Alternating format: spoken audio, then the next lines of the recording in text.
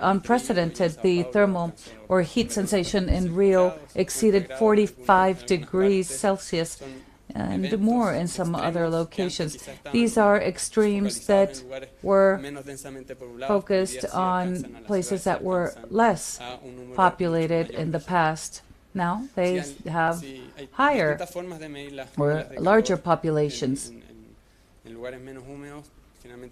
In places that are less humid, we sometimes say there's 2 weeks where the maximum temperature is under 25 degrees. That is a heat wave for them. In 1999, our population was facing 1 heat wave a year. Today, it's almost 10%. In Paraguay, one of the countries that are most exposed to this, in 1979 it was 28% of the Paraguayan population. It is 90%. It was 90% in 2021. So when we talk about these regional figures, we don't necessarily look at the heterogeneity. There are maximum temperatures, but we also need to look at the minimum temperatures. If nights don't cool off, that is considered a heat wave. In 2021, 77% of the Caribbean population saw these heat waves.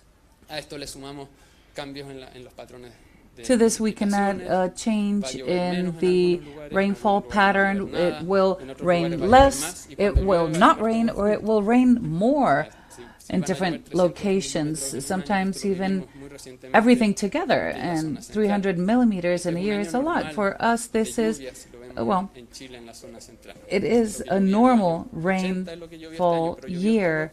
It has, in other cases, in other years, it has rained in 3 days excessively.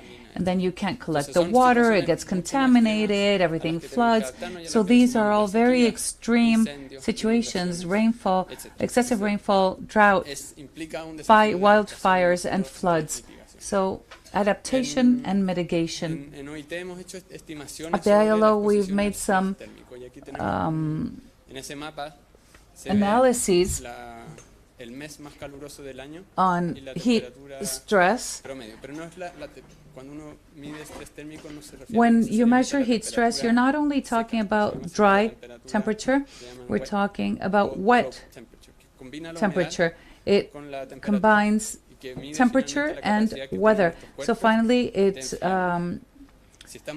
measures the capacity of our body to adapt to temperature. When it's too humid, our body is unable to sweat or adapt, cool off.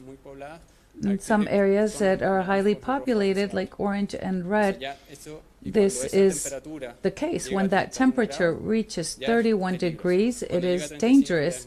In humid areas, 35 is mortal. It has already reached 31 degrees, and sometimes it lasts full days. So we have natural disasters, and we mentioned that it interrupts the value chains, it creates uncertainty, there's a loss of ecosystems and their services. Gifts offered to us by nature to produce goods and services are sometimes taken away. Natural disasters limit our capacity to take advantage of these ecosystem services. We also have lost working hours, and Guatemala, Salvador, Honduras, Haiti see these anthropogenic disasters often. We need to adapt beyond any efforts we can make to mitigate. When talking about mitigation, this is more perspective in terms of these scenarios. We wish to fulfill all the climate commitments, set a scenario where everyone will reach zero net emissions. by 2050. Otherwise, it would destroy 22 billion new jobs. And of course, we're talking about low qualifications, medium, high, and some that are uneven in terms of gender, 80% masculine, 20% feminine.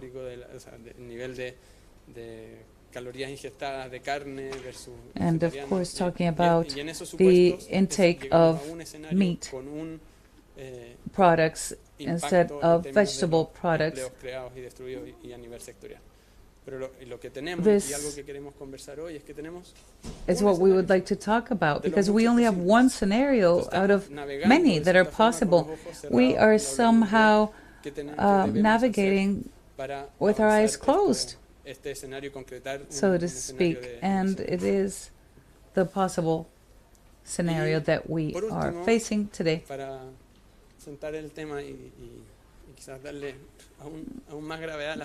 Finally, to make matters seem worse, when we talk about this with analysts, they talk about an equivalent to an industrial revolution, because it changes the way you produce, it changes consumption, it modifies patterns. And there are reconversion factors. Sometimes there's jobs lost, jobs created and earned, and the workers need to be attentive to take advantage of these new opportunities. But for this, there needs to be a reconversion.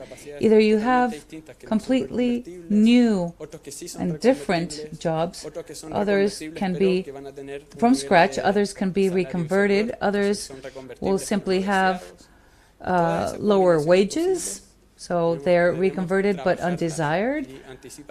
And we need to anticipate all this. It also requires a coordination effort with the institutions. It requires a clear objective and perhaps a ministry of energy or an agency in charge of coordinating all things related to this. But we see that there are different political interests, political priorities, but that is not the only challenge. And that is what we wanted to talk about today with our panel. So I have more questions than answers, so I apologize in advance. Here are some of them. I'm going to leave these here while I introduce our panelists. I hope that they are close to the podium. And I'd like to ask you to approach as I name you. First of all, I'd like to invite Donovan Campbell, if you could please take the stage. Donovan is a professor of economic geography at the University of West Indies in Jamaica. His work is about the intersection of climate change and social activities, and he works on policies such as the Intergovernmental Panel on Climate Change, and he provides advisory to the Caribbean on disasters and risks. Thank you very much for being here. Gracias por estar con nosotros hoy. I would also like to invite Mariana Conte Grant. She's a senior economist at the World Bank. She has studies in the US and Argentina with a broad trajectory in climate change. She is one of the first since the 90s when no one was talking about any of this. So Mariana has been studying and developing ideas, measuring the impact of climate change, especially with the socioeconomic effects. She's also talking about intergovernmental change, design of environmental policies, and environmental impact assessments. I'd like to also invite Gala Dalet. Gala is a social protection officer at FAO. She is our neighbor, and she coordinates the social protection agenda in Rome, when she was working at headquarters, she worked on social protection and climate change and their interrelation. She's also been Secretary of International Relations in Sao Paulo and the permanent mission of the UN in Brazil. Thank you, Carla. Finally, I'd like to invite Nelson Caram, who is the Director of Socioeconomic Studies and Statistics, DSE. It is a center to provide training on statistics to unions in Brazil, and they constantly assess the labor market. They've worked on public affairs, labor, as a conflict mediator, and within the framework of labor and the environment, also the green economy, collective bargaining, and other transitions. I'd like to step over to the other side.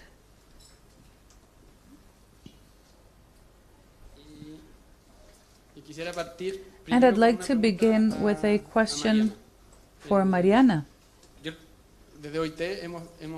At the ILO, we've made some estimates and trying to show some regional and global estimates on heat stress, but they're global or they're regional. And for them to be useful for decision making, we need to fine-tune it and boil it down to the country's reality. To begin, I'd like to ask you, what have we learned and what do we still need to learn and do to fine-tune and better manage heat stress? Good morning to all. Thank you for the invitation. Thank you to the ILO, to Fabio and Guillermo, who were supporting this panel. And as our moderator said, if we want to think about the impact of climate change on labor, we need to first think about what that impact is. First, in productivity, there is an impact, but that comes in three ways. One, when people who are working get sick, meaning occupational illnesses, and when they don't get sick but they go to work and they're less productive because we don't feel well with heat. And perhaps because of the policies that need to be developed to adapt to heat, there are changes in productivity, economic impacts for companies that need to hire other workers, overtime, etc. So these are the three impacts. And of the work that we see in the World Bank and scientific literature, we see that these impacts are huge, but quite intuitive, because the contribution of work to the product is large. So if work is affected, of course there's going to be an impact felt. And how do you work on this at a country level? As Guillermo said, in literature there are papers for Europe, the US, China, India, but we didn't have much for the region. So at the bank what we're doing is we're developing some country level reports on development and climate. One of these reports was for Paraguay. As we heard in the introduction, is a country that will be extremely affected by heat stress. And what is it that we see? What historical background do we have? Until the end of the century, we will be seeing the worst scenario where nothing changes, fossil fuels and no mitigation. It's going to be between 1.8 and 4% of the world's GDP. And in Paris Accord compatible, it would be 0.6% global. So I'm going to share with you what we did. Basically, we just replicated the existing methodology. And this study is done in 4 steps. One is to look at the climate forecast, and we have many with a lot of uncertainty. So you take different scenarios of warming with different models because there are several teams working. Then we combine that with the labor market of the country in question. And you can usually take household surveys that are conducted in the urban population, and then you have to have an impact. And that impact usually comes from epidemiological literature reviews. At a country level, there aren't many studies in terms of how heat stress has an impact on labor. And then we have the evaluation, which is the added value of work. In Paraguay, we did that, and what we found is that in a scenario compatible with Paris, the impact was in the upper level. It was a value of 0.5% of the GDP. But if decarbonization was null and everything was completely fossil fuels, we went over the borders of global estimations, and it was more than 15% of the GDP in terms of impact. As Guillermo said, Paraguay will be particularly affected. We learned, therefore, that we have options, as Guillermo said, and it is basically to try to mechanize, because impacts are mostly in the agriculture and construction sectors, to create awareness for workers, having labor norms. And here in the ILO, they're experts on that. And something that is not very good for climate is the use of air conditioning. That is being used to adapt. But to finish, otherwise I will be removed from here, I want to say that yesterday we talked about data. Now, doing this replication for Paraguay, what we discovered were data difficulties, because climate data, we have enough of that. There are several available. But the hardest thing for us was forecasting data in terms of how the market will evolve until the end of the century, even if it is scenarios, although you know that they are uncertain. So that is a constraint. Another constraint has to do with the fact of not knowing how the labor situation is, how much mechanization is involved, how much use of air conditioners, and that makes estimations being worse than if we had that data. And the third one, I don't remember, but let me check my notes. And the third one is also severe, and it has to do with epidemiological studies. It would be great to think about case studies at a country level, measuring how much a factory produces more in a day with extensive heat, to have local studies and not having to use impact response functions that come from elsewhere.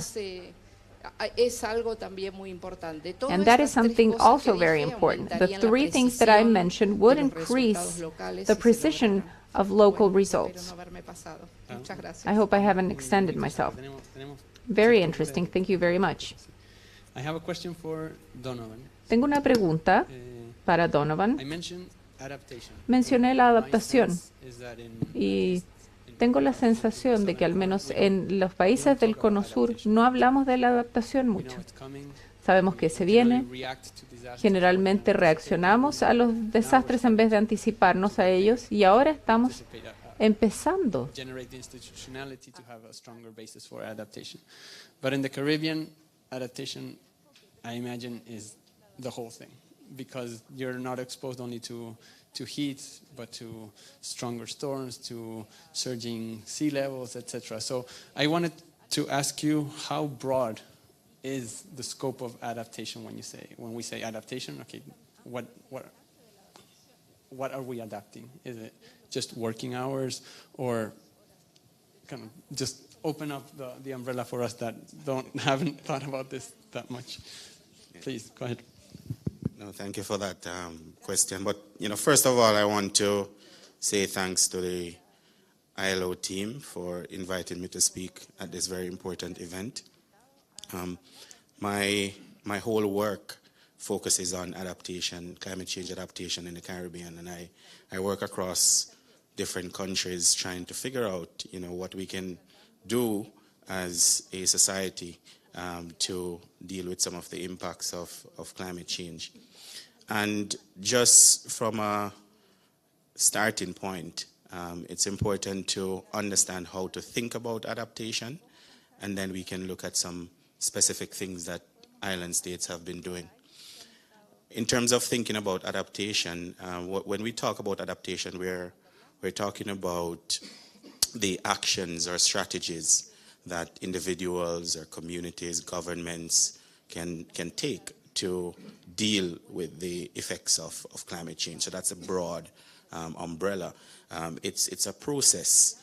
It's not an outcome. So you won't have the luxury of saying we've adapted to climate change. The climate is constantly changing, and so our strategies will always need a little bit of tweaking here and there. It's also important to understand that climate change adaptation is context specific. And it's easy to think of island states as one block with similar vulnerabilities, and therefore the impacts will be the same across island states. Across the region, we have different governance systems, we have different levels of vulnerabilities. Some communities have more resources than others to deal with the effects of climate change. So that's the first thing to note, is that you're talking about a process that is context specific. And it's a process of learning and learning by doing. Yeah, learning by doing because we are learning not just about how the climate is changing. Let's face the fact, the evidence is clear. We're not debating whether or not we will have to deal with these effects. The question now is, so what? What do we do about these numbers? What do we do about all of these results that we have in front of us? And it's very important to keep that in mind, and also that we are dealing with a wide range of stakeholders.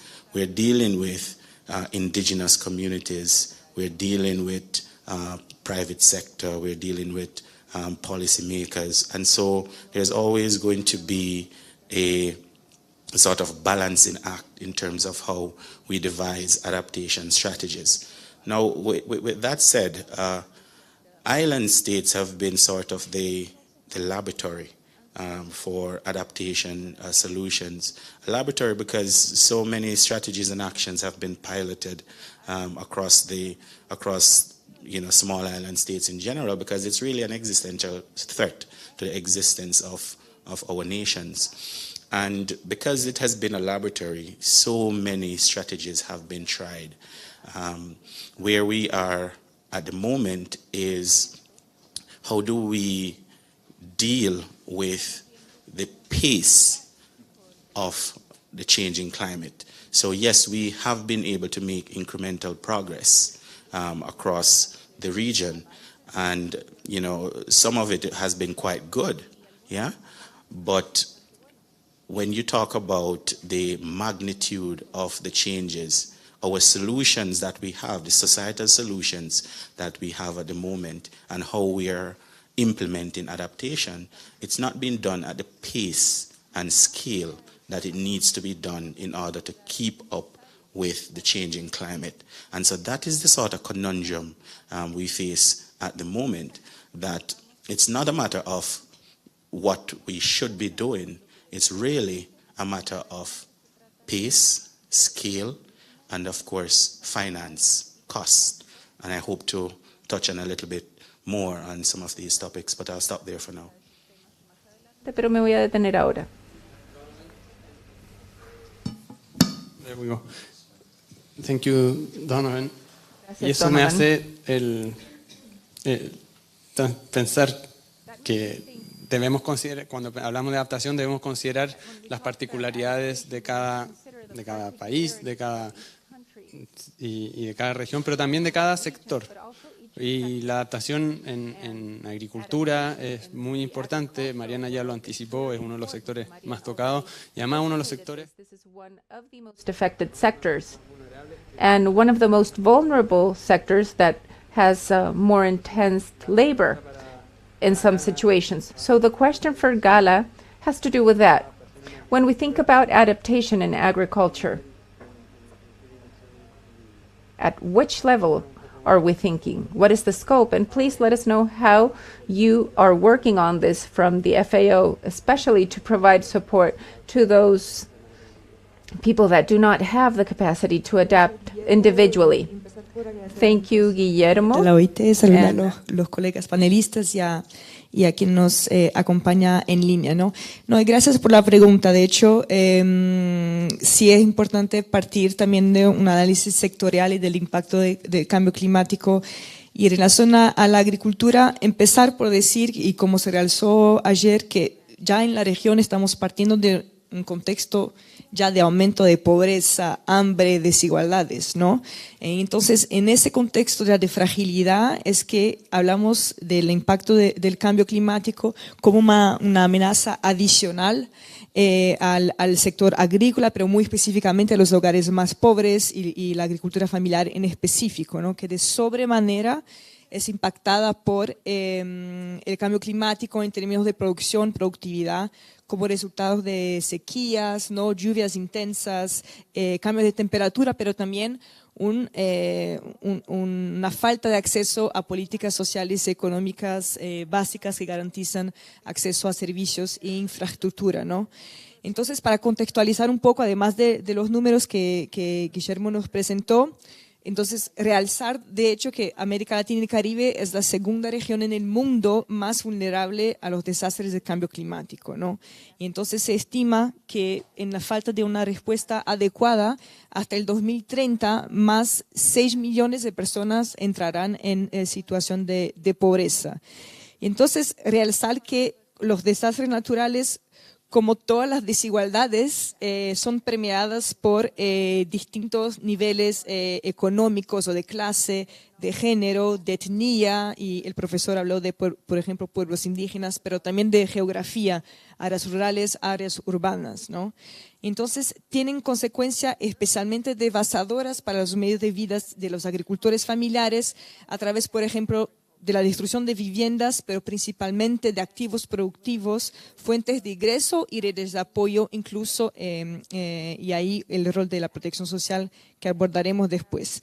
Entonces, quiero realmente realzar aquí la relación íntima entre pobreza, vulnerabilidad al clima en la región, que tiene impactos en términos de productividad y acceso a oportunidades económicas. Y para realzar esa relación, un número que a mí me choca, pero al menos 80 millones de personas pobres viven en zonas de alta exposición a choques de origen climático en la región. Entonces, cuando se hace un mapeo de los 7 países más vulnerables al clima, en Nicaragua, por ejemplo, la mitad de la población pobre vive en esas áreas, y en Honduras casi 100% de la población pobre está en zonas vulnerables al clima, ¿no? Y en segundo, esas mismas personas pobres también viven en áreas hablando de valor social, económico, cultural. In the 5 countries that are most affected, an average of 70% of poor populations live in high-value with ecosystem areas. In the Amazon, it is 4 million poor people that work there, with an average of 54%. And why is this related to agriculture, and why should we talk about this? Because in the region, the means of living of poor households depend on the resources provided by ecosystems. Therefore, in countries such as Honduras and Guatemala, the sources sources of income and food safety of almost 50% of the population depend on agriculture. And if we look at the employment structure for agro-food services, the FAO estimates that in the region we have 20% of economically active people employing in that sector, with gaps between the different countries. And retaking the points that were already raised by my colleagues, this is a very specific agenda when we talk about climate and the agricultural sector. In Uruguay, 15% of the active population is in rural areas, while in Guatemala it's over 40%. But beyond the poor, these extreme climate events affect vulnerable groups. So we were talking about that missing middle that is not poor enough to have access to social assistance, and they can't contribute with taxes. So there's new challenges with these transient poverty levels. For example, in the agricultural sector, this sector represents 85% of the informality rate. It is extremely high. I don't know if, this could have been stressed yesterday. So from FAO's end, and especially from the generation of green employment and social protection, we work to technically support countries, and we invite them to review their employment sectors and access to social protection. Just to mention an example and not take up too much time, in Brazil and Paraguay, Colombia, we worked on extending a monetary transfer for fishing, the fishing area. It is called fish insurance. In Brazil and Paraguay, we're still working on the name, but during the period that that fishing is banned, it's around 4 months, there is a monetary transfer offered to the fishing communities, which is similar to the minimum wage. So basically it looks at the social aspects and the registries in order to help those fishermen during the ban, the fishing ban, and that is something that is done in mainstream Brazil. It is the value of the minimum wage in order to diversify economic opportunities and resources while they are unable to fish, which is their key activity. Muchas gracias, Carla. En OIT siempre resaltamos el rol del diálogo social y la posibilidad de Well, interesting. We have stressed this role of social actions and the role of including workers and finding these solutions. Karam has years and years of experience and tries to strengthen this just transition, a fair transition. Can you please share with us what role workers could have in finding solutions in order not to be following along, simply speaking? Good morning. Thank you very much for the invitation. Unfortunately, I do not speak Spanish. I will attempt to speak Portuñol, and we will talk about just transition, ecological transition, through some sort of linguistic endeavor. I work at an organization that in 2025 will celebrate its 25 years of existence, and it basically includes all of the unions in Brazil. It's an inter-union organization. We have 700 unions affiliated to the DSC from all regions and all walks of life, ideological directions, and that is the place I'm speaking from. I'd like to begin with a provocation to Guillermo's question, the role of workers in this discussion on adaptation and mitigation of climate change. We would also like to talk about structural changes that basically bring about most of these climate questions. We'd like to talk about the development models that we wish to develop looking forward. There's a discussion about economies. We need to put the brakes on growth, to this theory of economic growth, not economic growth in itself, and how we're going to address this debate in Latin America. There are some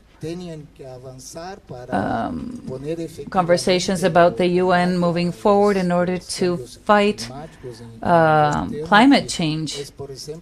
For example, the issue of national sovereignty over the nation's territory to address climate change. We need to rethink this sovereignty model. It's not possible that someone crazy such as Bolsonaro would decide to end the Amazon and no one can do anything about it. For example, that Germany is again closing off given the war with Ukraine. So we need to have a discussion on what the limits of national sovereignty are.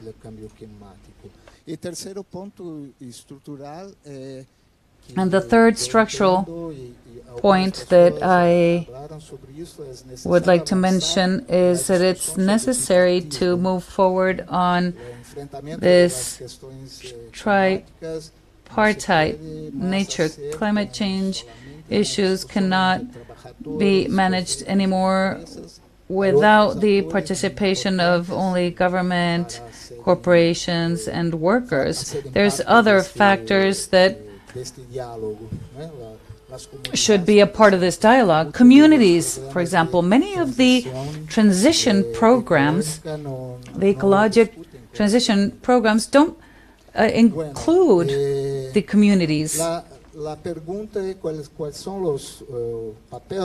So the question on the role of workers is that workers need to be protagonists of this discussion. But they aren't, unfortunately. Not in Brazil, and I feel not in other countries in Latin America. And the question would be, why aren't they protagonists? It's a very important question, and we could include them in studies of the ILO even. One of the questions that push them away are those perspectives on employment. Much has been said about the technological transformations of the last few decades and the impact on work, on jobs, digitalization. In Brazil, for example, it was not any different. There was progress, and today there's been huge progress in sectors that are labor intensive, such as services and commerce.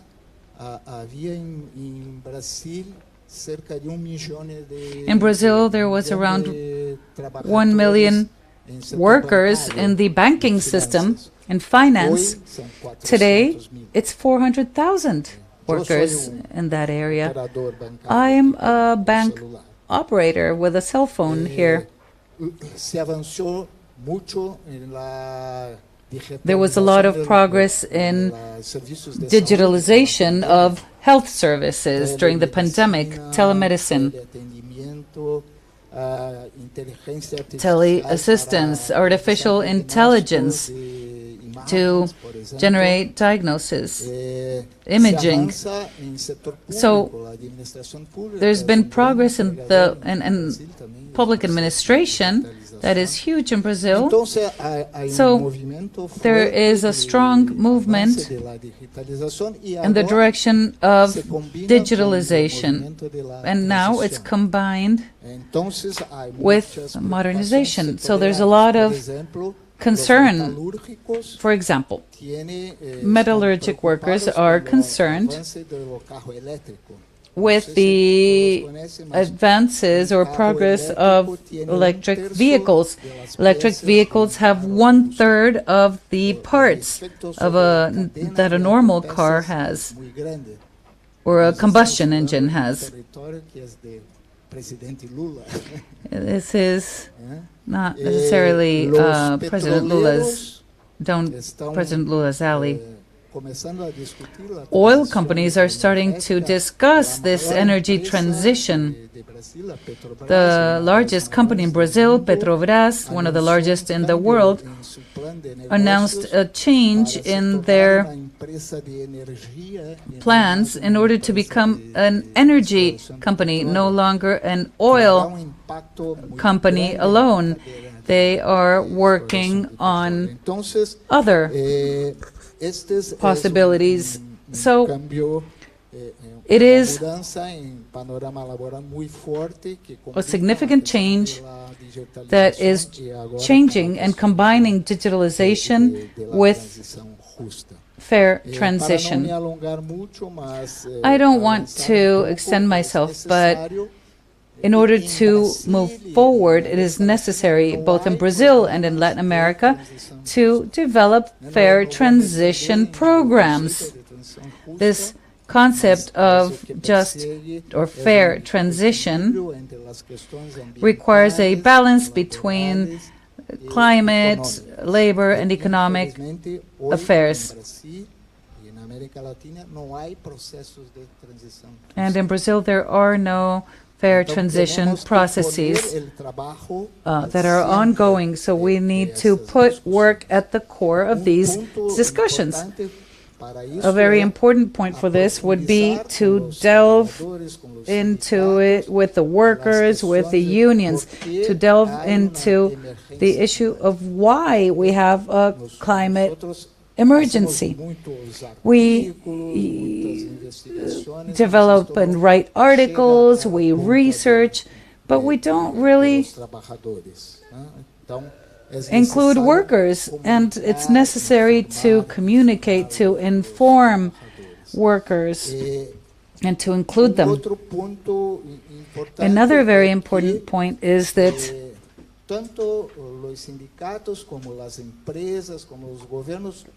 unions, companies, governments, they all want to go to the end of the line in this discussion about fair transition. No one wants to be at the forefront. No one wishes to take the lead and face this conversation. They all want to go to the end of the line. And the problem is that this is huge. The solution to address climate change is local, but the question is actually global. Just an example, and I'll conclude my first intervention. In Brazil, we're discussing the tools. This is another very important thing. We're talking about closing businesses. It's not just about change, especially when we're talking about fossil fuels. So we're talking about closing coal mines.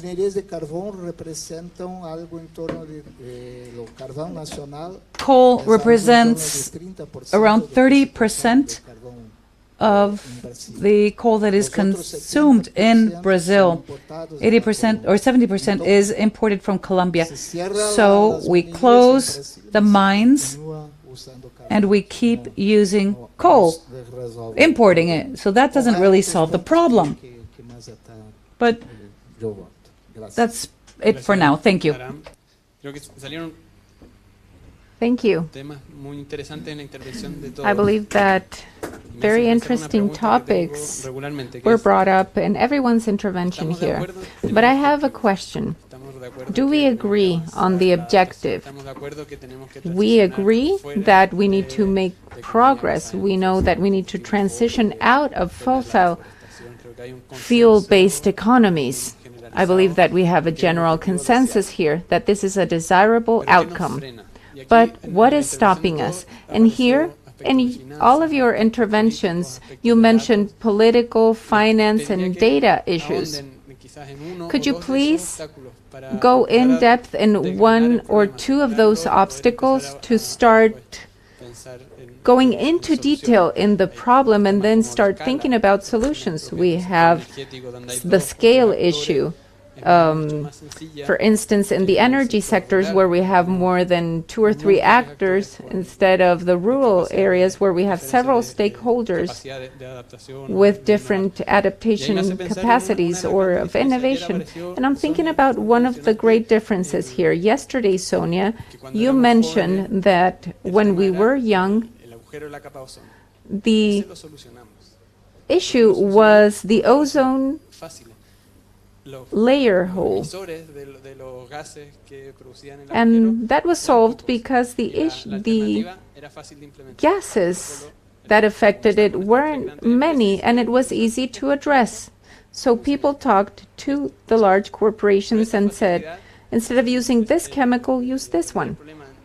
But that way to simplify that problem does not happen here with the mitigation and emission from the involved sectors. So here I would like to start with Mariana again. Could you please choose one of these obstacles out of the many? Because we could be speaking here for an entire semester. And then provide us with details so that we can analyze this.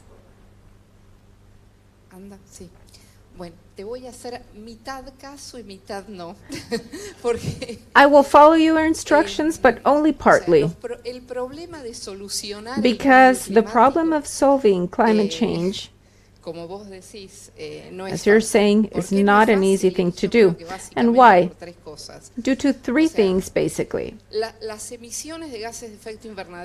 Greenhouse gas emissions, 75% of them are concentrated in 10 countries. The problem is that the 10 countries cannot solve it because they get together in the conferences of the parties, and it is 200 countries and they all have one vote.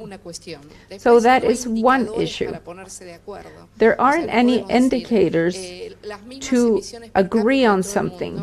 We cannot say that we have the same per capita emissions all over the world, because China would be doing very well because they have a lot of people. And Australia won't want to use this process because they only have a few people and their index goes down. So I believe that the solution for climate change will come in a non-cooperative way,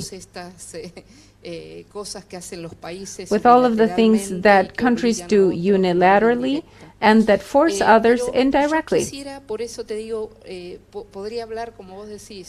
I could talk about this for an entire course. In fact, I teach a course on this. But I would like to go back to the world of labor.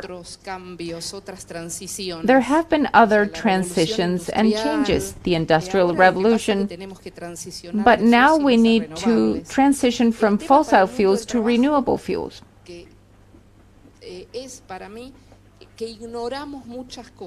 And I believe that the biggest constraint here is that we ignore many things, so I'm going back to data. Once again, due to forecasts. What should we do to prepare for transition? We all agree on the fact that transitions will involve a cost for workers because they need to change their jobs. You don't like this all the time, or even get a worse salary, or even their identity. Coal miners many times have been doing this for generations. There are movies that talk about this. You leave the coal mining, you leave coal, you will have less contamination, but wind energy makes a lot of noise. And the same thing will happen with governments. The collection process will change from one industry to another, and national governments may suffer as well, because there is oil and gas that moves from a certain place, and then the subnational government that had oil and gas cannot offset this with wind energy, or cities that are abandoned due to this change. So we know that there will be costs involved, but we need to discuss how we should prepare ourselves. To prepare ourselves, what should we know then? And I will talk about data later. We need to know which workers will change their jobs naturally. Let me give you a silly example. For instance, I am a professor. I have been doing this for several years at a university, and I transitioned to become a senior economist at the World Bank because I was able to transition, and I do basically the same tasks. I do analytical tasks that I did at the university. So considering this, there will be many workers that will be able to transition fastly. A person that drives a diesel-operated bus won't have much problems driving an electrical bus. That won't change much. But then we need to know who are the people that need to transition to jobs that are not as similar as the ones that they used to do. Therefore, the easiness to adapt will depend on their prior education. If they have had a good education, transition will be simple. But for people that will have to transition to jobs with tasks that are not similar to the previous ones or that do not have an education will have a harder time. And there's people that won't be able to be retrained because there's no way. And we need to compensate those people. The issue here is knowing how many of those people we have. I would like to tell you about something that we did in the bank, this time not for Paraguay, but for Argentina. As you well know, the ILO, even in Argentina, has calculated how many green jobs there are. And it is approximately 3.3% of all jobs available. The definition of green employment or green jobs for the ILO is for them to be reasonably green but also decent. And as we said yesterday, and Roxana said it and other people as well, there is a lot of informality in Latin America. Therefore, if we want to know the transition from brown employment to green employment, we need to know what happens with informality.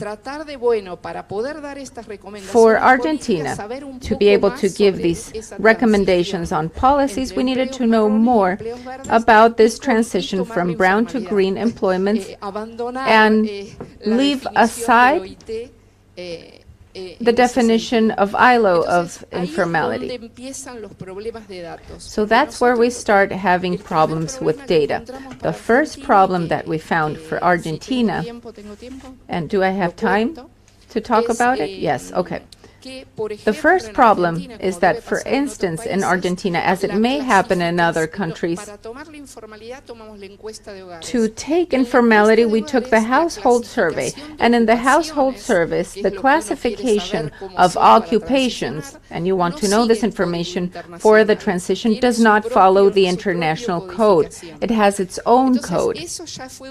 So that was an issue in itself, because we were thinking about using green and brown occupations based on international literature.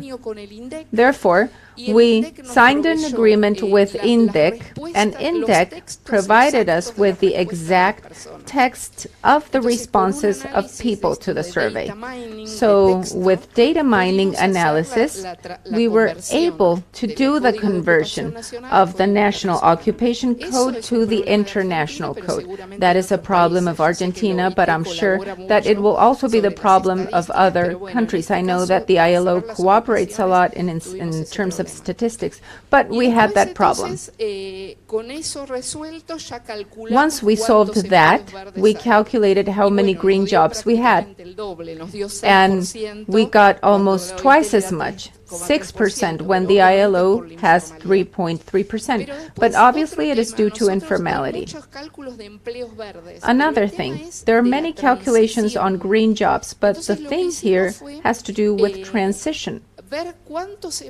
For this, we saw how many jobs, not only green, but brown.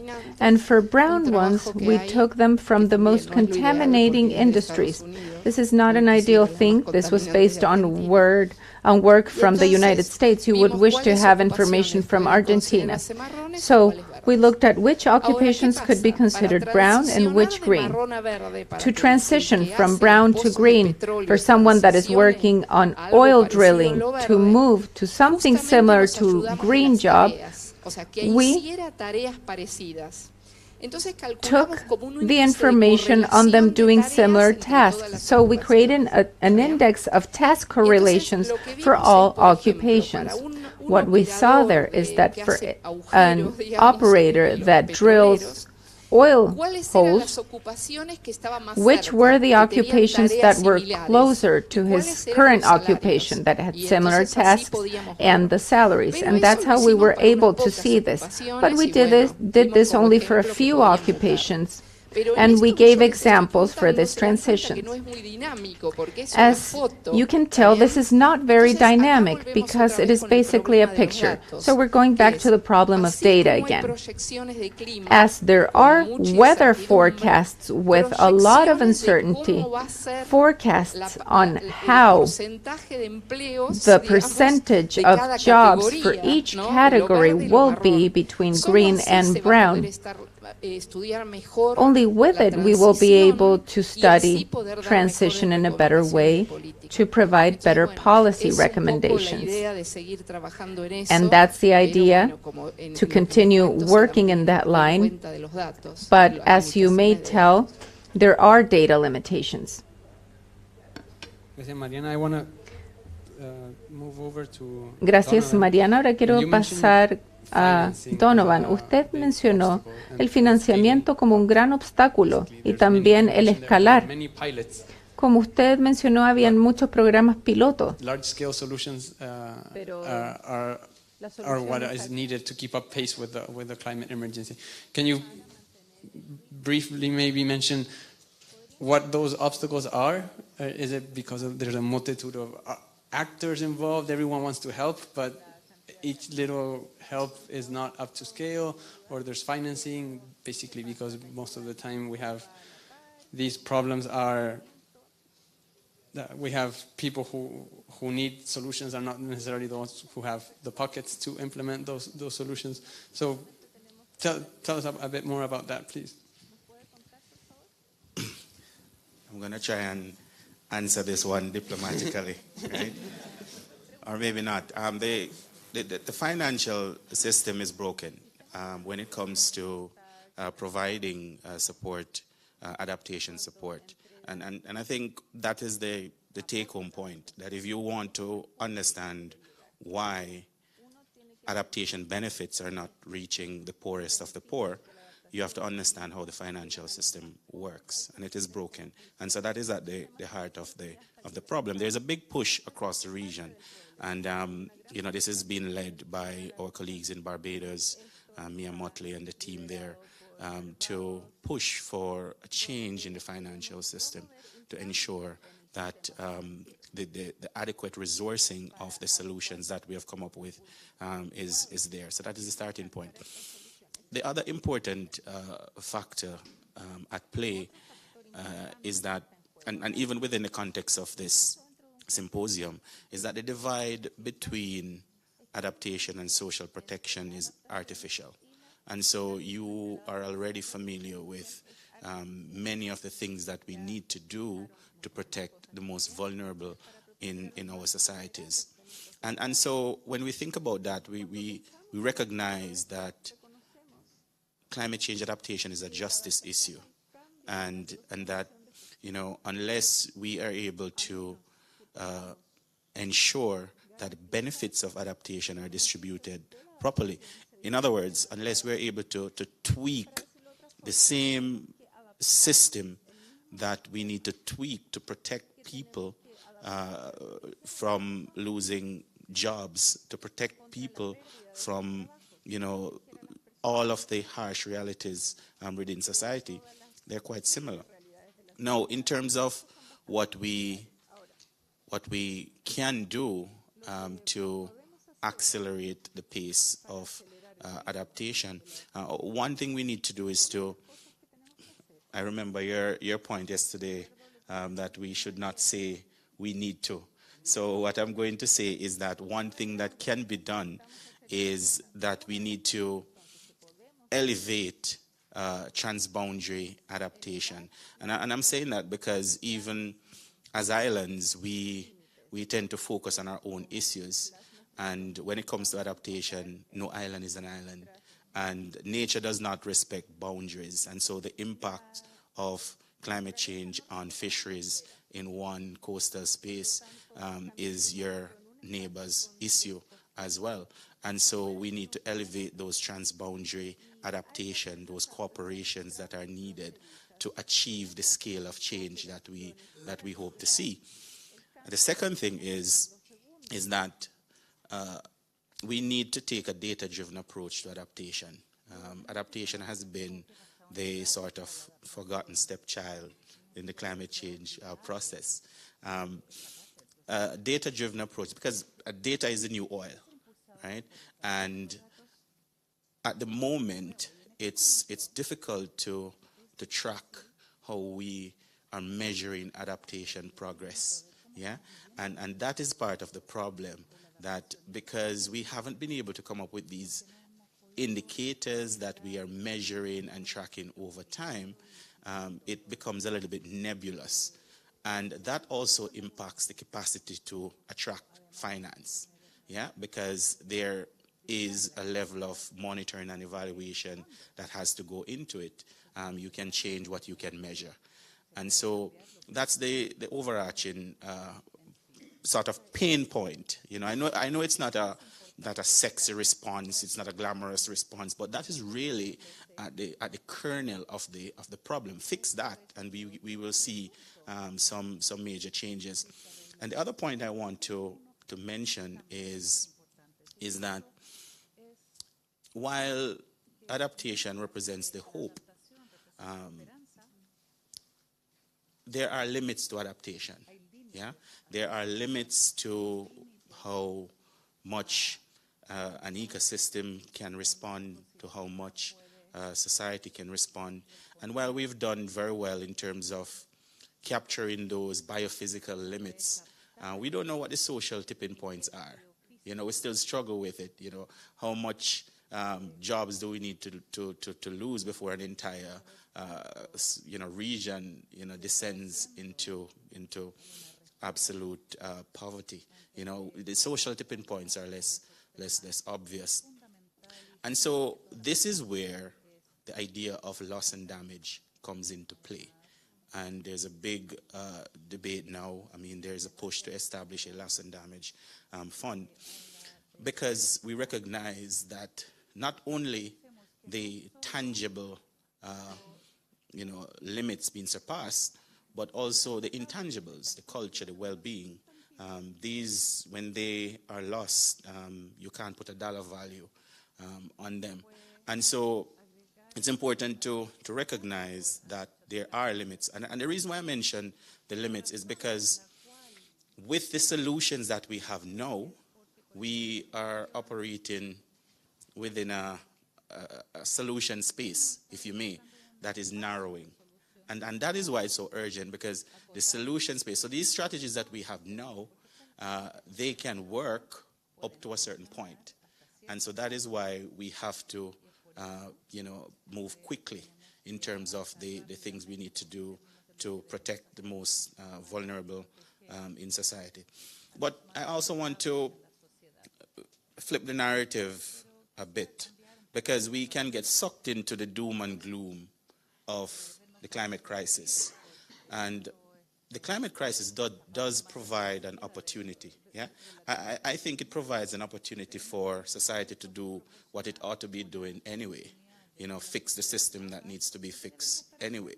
And so, because of that opportunity, we have seen at the global scale lots of resources being mobilized to help vulnerable countries. And so the resources are there. What we need now to do is to cooperate better. Sometimes the solutions for an island, is not feasible because you're talking about a small population to some of these donors. And I will zero in on donors and coordination. In the Caribbean, and I'm using that region because that's where I'm most familiar with. There is no shortage of donors, they're well intended and they provide good support to adaptation. However, there's a lack of coordination, and sometimes even how we operate individualistically as islands makes it challenging to attract the resources we need to solve some of these problems. And so on the positive side, yes, we see where the resources are there. The challenge is how do we get those resources to the places that need it most and to the people who need it most.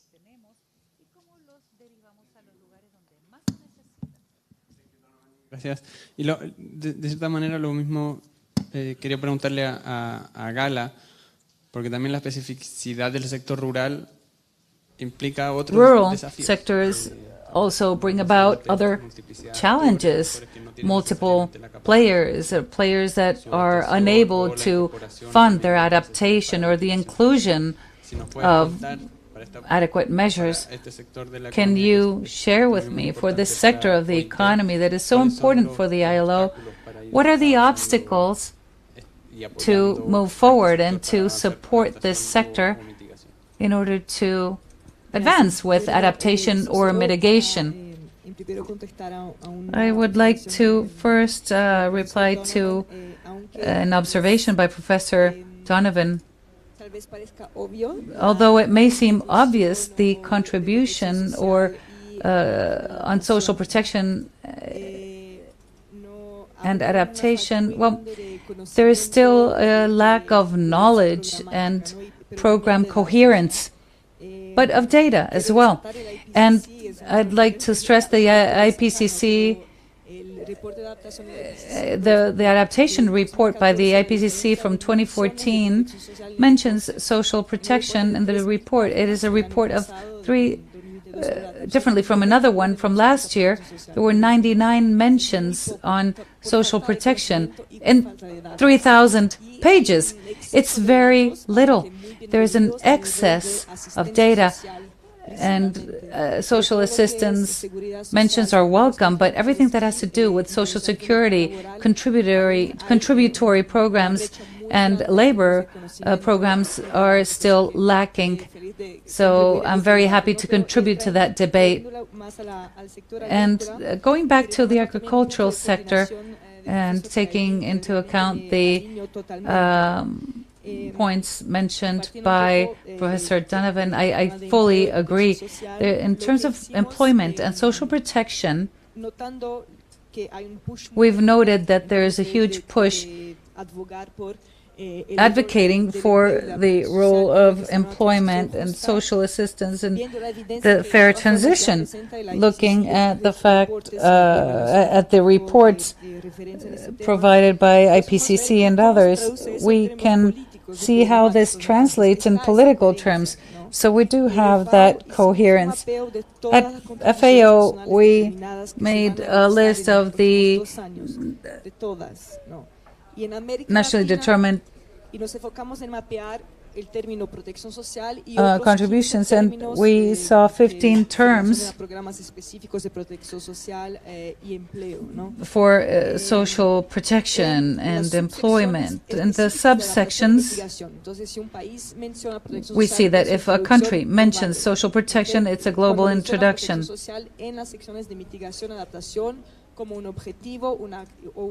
And it's also mentioned either as an objective or an action. In Latin America and the Caribbean, El Salvador and Venezuela are the two countries that mention social protection in their nationally determined contributions for mitigation and adaptation. It's only two countries. So there's still a lack of knowledge in this role for mitigation and adaptation when there's a lack of data and practical or empirical experiences to add coherence to the agricultural sector. But many countries mention social protection and decent work, employment as in the general sections of NDCs, like Ecuador, Bahamas. Paraguay mentions it, but it's similar to what FAO is doing together with the government. So there is still a mismatch between the acknowledgement that we can have a role in this fair transition agenda, and of course there needs to be more done. It's still a huge challenge, and there are some efforts for coordination together with INA and the mapping, but the NDCs are subjected to the national environmental authorities, and there are sectorial groups within the government with the Ministry of Social Development and others, and there the NDCs are not there. So we need to look at this from the beginning. There needs to be program coordination. I wanted to mention that because it has huge financial implications. When we talk about donors or development agendas, one reference is NDCs. And if you don't have a program, and if it's not reflected there, the GCF, which is the Green Climate Fund, one of the conditions for these loans and transfers is that they be reflected in the NDCs. We have to have this very clear. So speaking of climate funding, there are huge gaps. So when we talk about greenhouse gas effects, 1/3 is of the green funding that was mapped from 10 years ago to 2020, only 4.3 went to the agricultural sector, and it's responsible for 1/3 of the greenhouse gas emissions. So all this reaches 50%. This lack of coordination has impacts at the financial level. And when we talk about this within the labor world, we need to add to this institutional design, which has program and political consequences within the ministries of the environment. We need to push this and try to open doors. I believe this is a role that we can further this is something we can further promote from our roles. Well, the institutions that you mentioned are our counterparts. So everyone has their own role, and it's important to mention it, even if it's difficult to coordinate. But there's other groups that we should advance with. I would like to continue with CARAM. These are the collective bargaining processes. You've seen many of these. You've seen processes that include the fair transition, and we need to look at the obstacles for workers, for employers. Maybe it's a matter of perspective, or maybe it's just a long-term issue and they're not interested at present. How do you see this?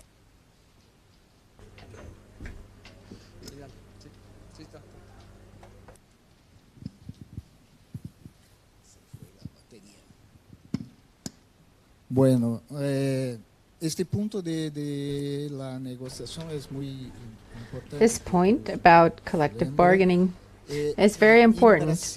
In Brazil, Ha hecho una pesquisa con todos los acuerdos y convenciones. I have done research with all the collective bargainings done with all the workers and the trade unions in Brazil. Unfortunately, 1.6% of the clauses negotiated with trade unions, companies, and governments in Brazil address the topic of work and the environment. This number is very low. The question is why? So a clue for that answer is because environmental issues as well as other bargaining topics are connected with the productive sector in Brazil. There is a kind of threat from the owners. When someone comes in and brings up environmental issues to companies, they say, do you want to take care of the environment or do you want to keep your job? So it's one or the other. That is another point that the organizations and the ILO must think about. The concept of social dialogue up north is not the same down south. I remember that someone talked about the participation of workers in administration councils in Germany. There is a culture of participation that has been ongoing for several years. However, in Brazil or in other countries, dialogue is quite restricted. Therefore, you need to make progress. And not only in terms of national agreements. With the climate issue, we need to think about the fact that trade unions must sign international agreements. For instance, an international organization of the trade unions of the industry has 47 global framework agreements, and only 4 address just transition. There are many companies, I'm talking about transnational companies, that say one thing in one country and do another thing in another country. For instance, right now, ENGIE, which is an energy company, says that they want to do decarbonization in their plants all over the world. And they have quite a complicated relationship with trade unions in Brazil to discuss energy transition. That is one example. Therefore, we need to move towards collective bargaining. I would also like to address another point that was mentioned here. Thinking about why trade unions are not in the center of the transition. And this has to do with the issue of guaranteeing employment quality within a transition. In Brazil, we did research on green jobs using a part of the methodology of Paulo Musasa in Brazil from the ILO that developed a very important work. Now he's retired, but he is a very interesting person. However, there are methodological problems, and I think that that is something that we can move forward. Will we measure green jobs due to economic activities or with occupations? So if we do a mix, taking the issues of activities and occupations to have an idea. Unfortunately, the formal market of green jobs is 6.7%. It is a very low number. This is approximately 3 million workers. What called our attention the most is that the profile, the composition or the quality of employment, green employment, is as bad as non-green jobs. They are less qualified. 90% of men are 90% are for men. They're concentrated in the richest areas of the country. They have lower social protection and lower payment.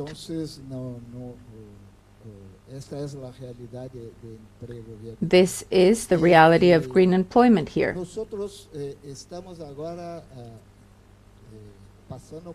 We're now going through an experience which is the expansion of renewable energy sector, both wind and solar. It is a good initiative. We agree on that. However, the jobs created, first of all, are not many. The wind farm, a wind farm has large areas, only employing 5 to 6 people. And it doesn't create local employment. It is jobs that pay less.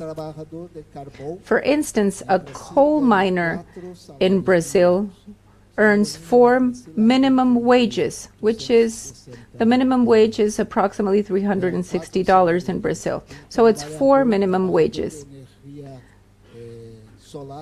A solar energy worker earns 2 minimum wages. It's only half. An oil company worker with fossil fuels earns 17 minimum wages. So how can I talk about a transition from mining to the renewable energy sources areas in these conditions?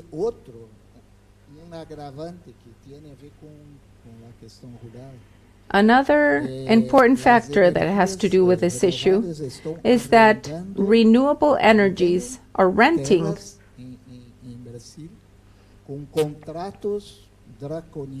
areas in Brazil with outrageous contracts that Brazilian people don't know what they're signing. And workers are renting their land, and they are losing the access to social security due to this. There is a big social equality problem in these initiatives.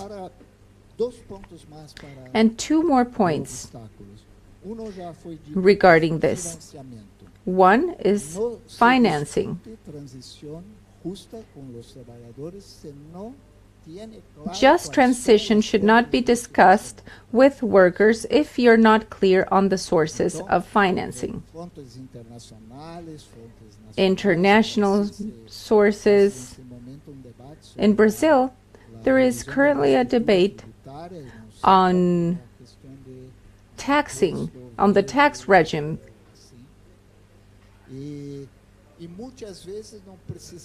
And many times we do not look to create new sources of financing. For instance, in Brazil, as in many countries, there is a strong subsidy on fossil fuels. We pay our energy rate including a number to subsidize coal-operated power plants. It's $50 million per year. The question is, why don't we pay a part of the subsidy, because we already pay for that, to provide funding for just transition? And finally, I promise, there aren't any metrics to measure the impacts on employment. This is referring to what Mariana said. There aren't any funding commitments or public investment linked to job generation. And that is what I consider important. Thank you. Very interesting. Thank you.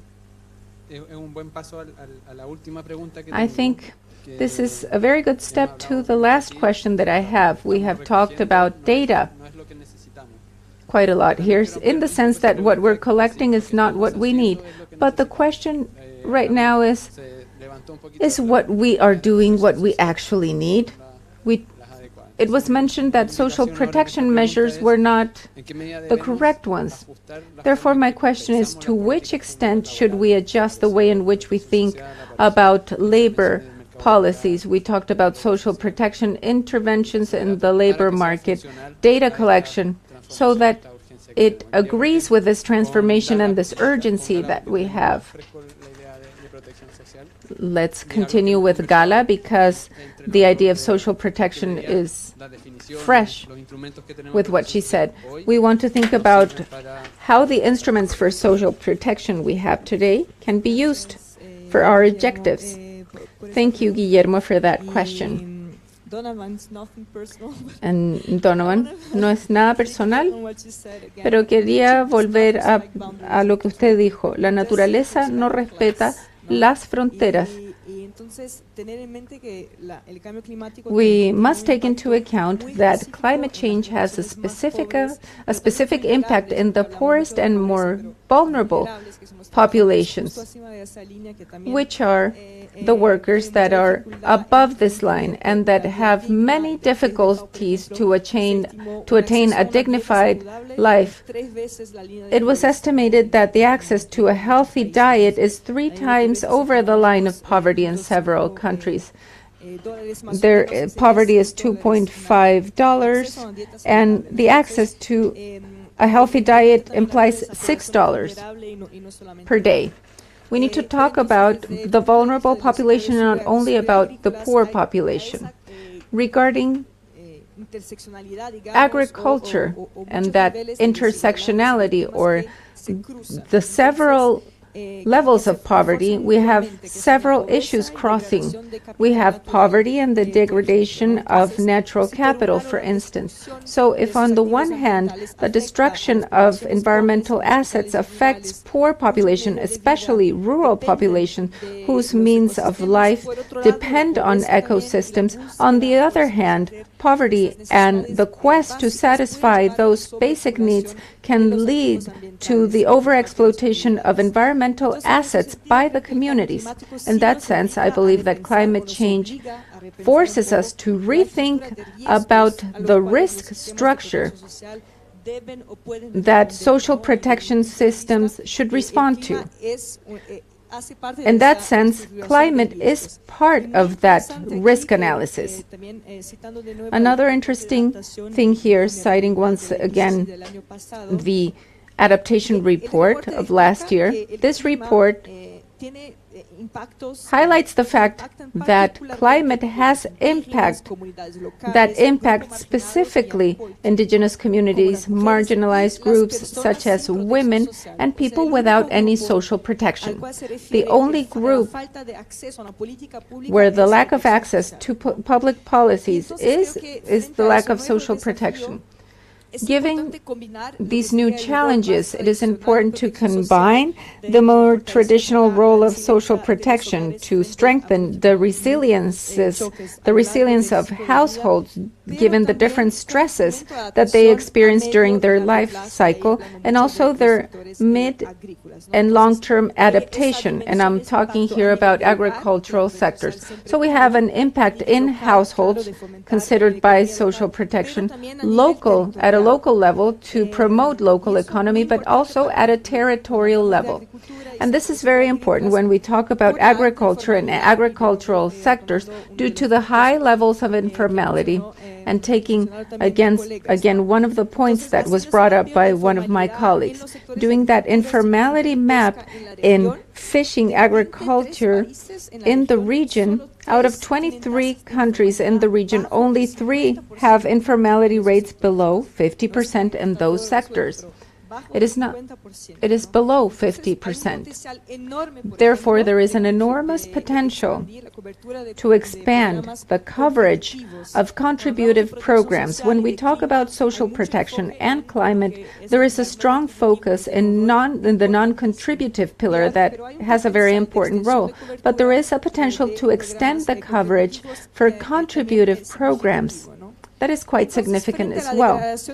Given the accelerated degradation of ecosystems, the persistency of poverty, the impact on productivity and production due to climate change, there is a need to address in parallel those 3 vulnerabilities: poverty, economic inclusion, and also environmental restoration and productive inclusion. First, cash transfers can contribute to reduce the pressures on the ecosystems. Second, they can also contribute to promote the restoration of environmental assets. And I would like to mention a project that we have with FAO and the government of Paraguay, that is PROESA, that has 3 main components. But the first one, PROESA, is a payment per environmental services program, which has under its number 1 component pillars of social protection.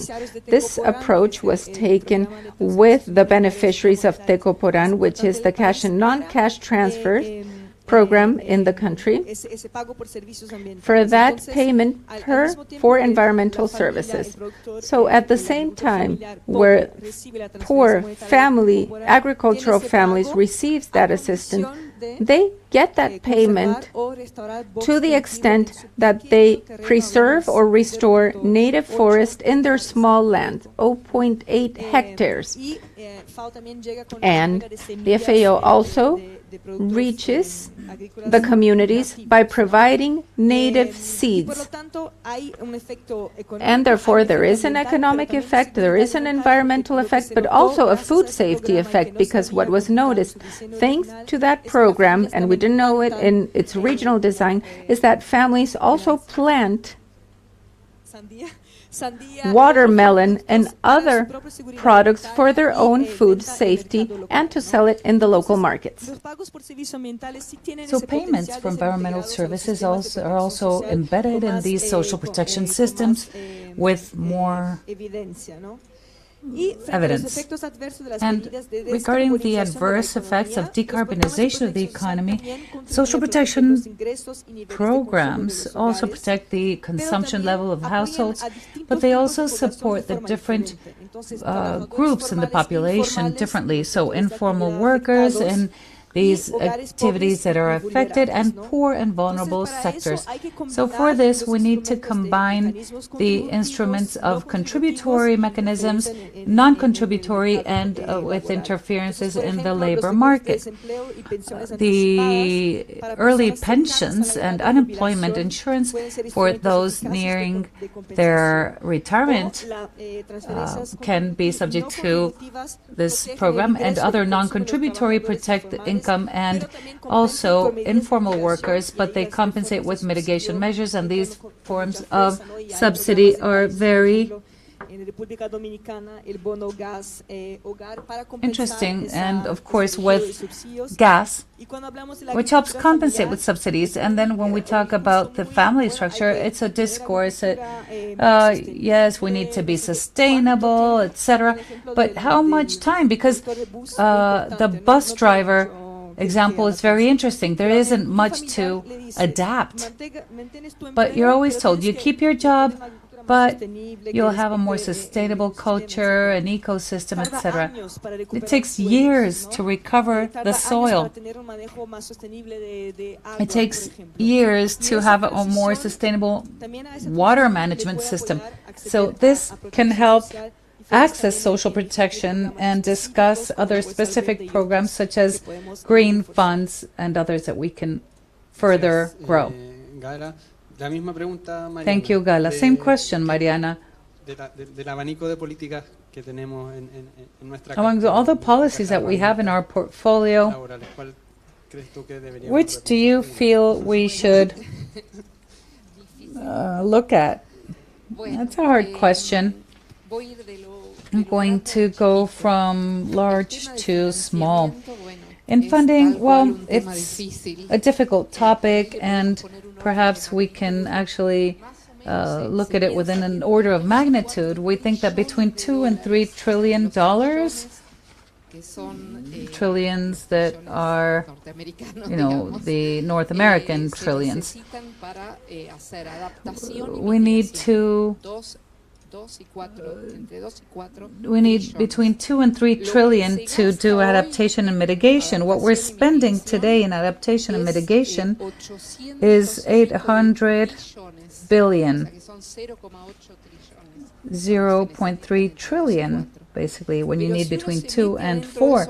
But if you look at these numbers, you'll see that most of these affirmations are for developed countries, especially for mitigation and for renewable energies, also something increasingly more in forestry and residue.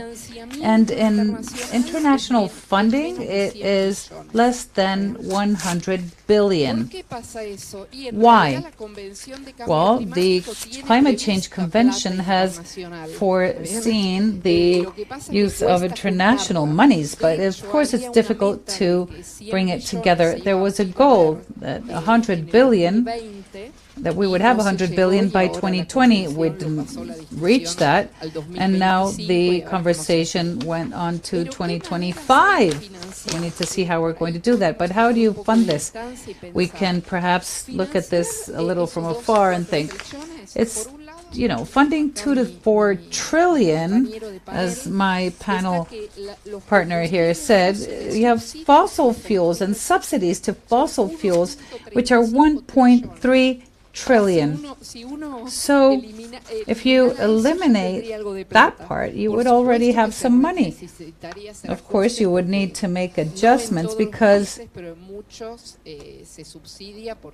in some countries, not all, there are subsidies because there's a regressive impact of taxes. Then you have the carbon markets. These also have low prices, but they work differently. And here you have the scale. Carbon markets in Latin America, well, the money goes to 5 countries, the larger countries. It doesn't go to small island countries, because to certify the carbon production, you need a scale. There's some fixed costs. Another alternative is the sustainable bonds, because we are seeing this in Argentina. We're issuing bonds in the stock market to obtain funding either for companies or for countries. In Uruguay, we have a sustainable bond that is operating in the bank. In Uruguay, the bank has a loan that is tied to environmental objectives, and if you fulfill the indicators, then the rate goes down. So, going to social protection, I am not an expert, by no means. My expertise is more in the area, in another area, but It is evident that it is very important because, let's look at an example. If I live in a certain world, I will lose everything else I have, but I don't have money to recover. But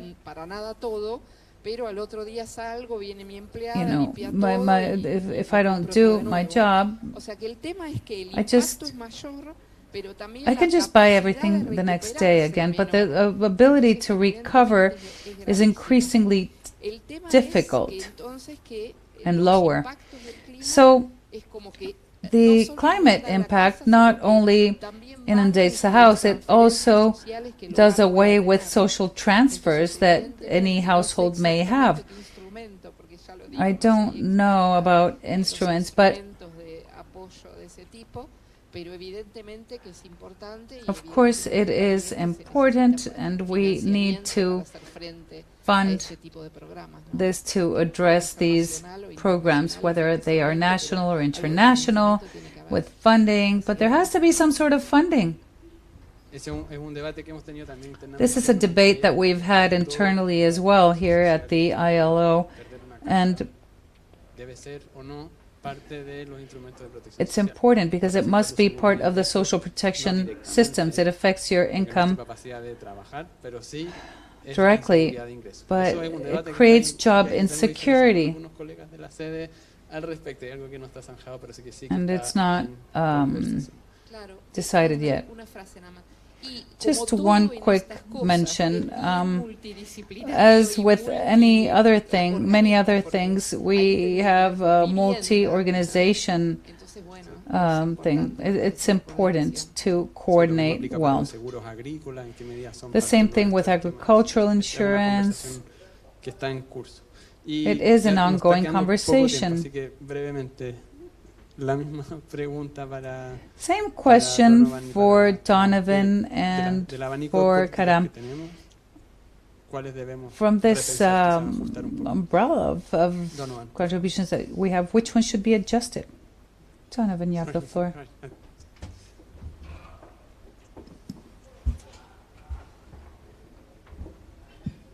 Which one should be adopted or ¿Cuál debería ser adoptado o ajustado?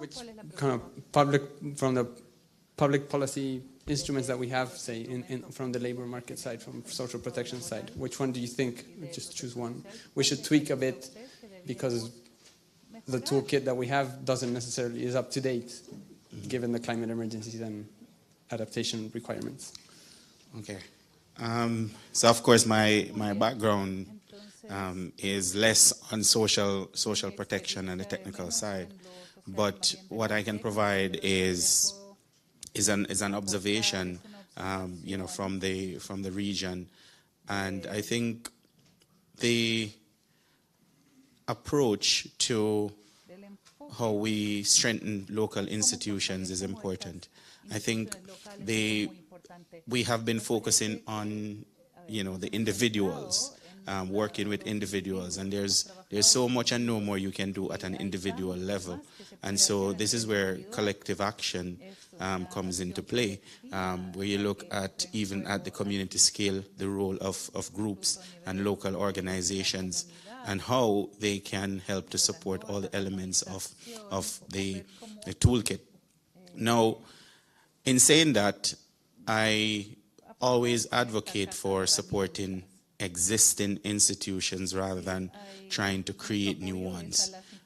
Creating new institutions is costly, and sometimes it represents an innovation to a local space, and you have to follow that innovation diffusion logic, that you will have some mechanisms to either prohibit or facilitate the diffusion of that innovation.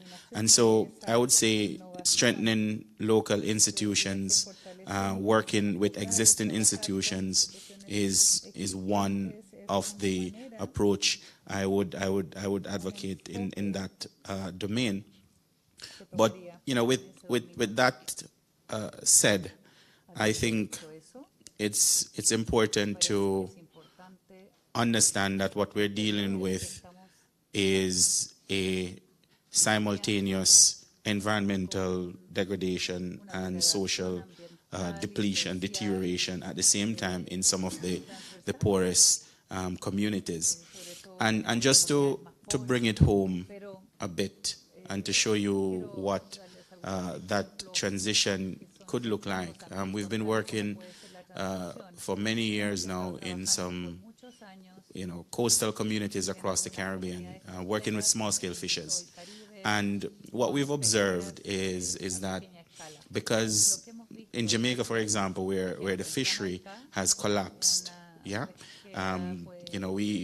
a classic case of a fishery that has collapsed.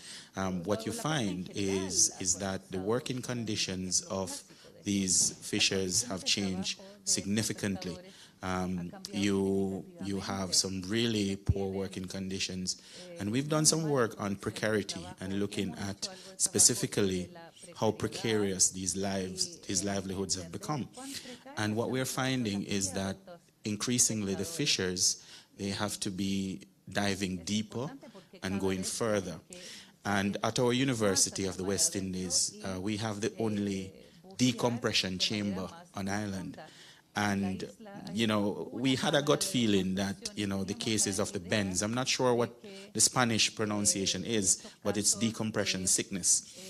The cases we found we thought they were increasing, and then we checked the data at the lab, and it was trending up. That more and more you found that the cases from the 1980s to about 2020, the cases of decompression sickness was trending up. And it shows that, what is happening in the environmental space is tied to some of the social problems that we will have to deal with in our health system, the well-being of people. Because once you get the bends, you're paralyzed for the most part, if it's really, really bad and the treatment cannot help. Now, because of those conditions, you find that more and more younger fishers, because all you need is a spear gun and a chamber, and they're doing what is called a hookah diving, where they're going down with a small tube and they stay under the water too long. And so there is a cascading impact of that type of practice, not just in the environmental space, but also in the social space as well. On the solution side, what I've seen work is the establishment of marine protected areas in some of these places. They call them fish sanctuaries, and they use these spaces to restore the ecological health, whether it is coral restoration or other types of activities. And they have focused on supporting alternative livelihood activities. And one of these that have been successful is to train some of these spear fishers to become coral gardeners, looking more at green jobs. So as a part-time job, if you may, you can still stay underwater and earn a living. And that is an important point, because I've seen many alternative livelihood options proposed, but we've learned that fishers don't want to leave the water. So whatever you're coming up with has to be in that space. And likewise, farmers, if you're telling a farmer that now you have to dress up and go be a hotel worker, it's not going to work, that's not their way of making a living. So, that's as close as I can get to social protection, in terms of my own experience. But I do want to say that, and repeat that, the divide between social protection and adaptation is artificial, and also that we live in a coupled socio-ecological system, or to put it simply, the divide between the poor and dependence on the environment is not there. The poorest of the poor are most dependent on the natural resources for their survival. Thank you, Donovan. Estamos terminando de tiempo, así que quiero darle una última palabra breve, por favor, a a Karam para una última reflexión y así pasar al café. Bom, yo tengo como una pauta de reivindicaciones aquí para I have a reivindication guideline here to talk briefly about my points. First of all, the official statistics do not talk about new occupations. In Brazil, we have measured employment created in wind and solar energies. We don't have that information because we do not have statistics for these occupations. And therefore, we need to review our national statistics and probably at a Latin American level. We need to develop metrics and methodologies to understand green jobs.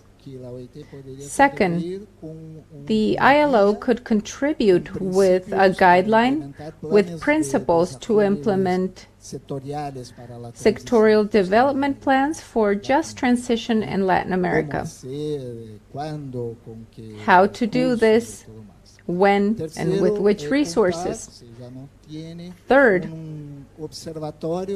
if this does not exist, have a just transition observatory in Latin America to share information, data, methodologies, etc.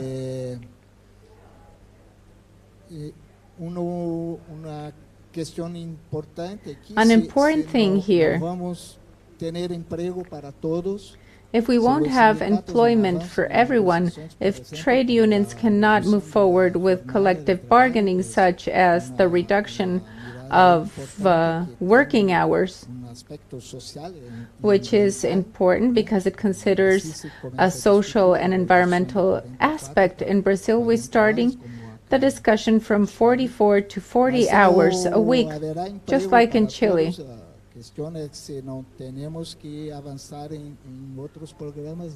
We also need to make progress in other type of programs, such as the Universal Basic Agenda.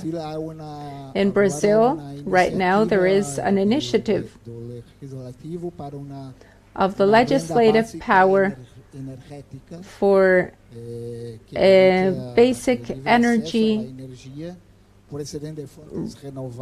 rent that provides free access to energy with renewable energies. There is a regulation aspect in which we have to make progress as well. For instance, offshore wind energy. In Brazil, we do not have regulations in that respect.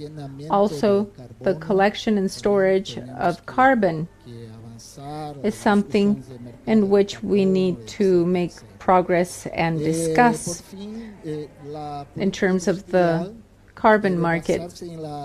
Industrial policies must be based on densifying local chains.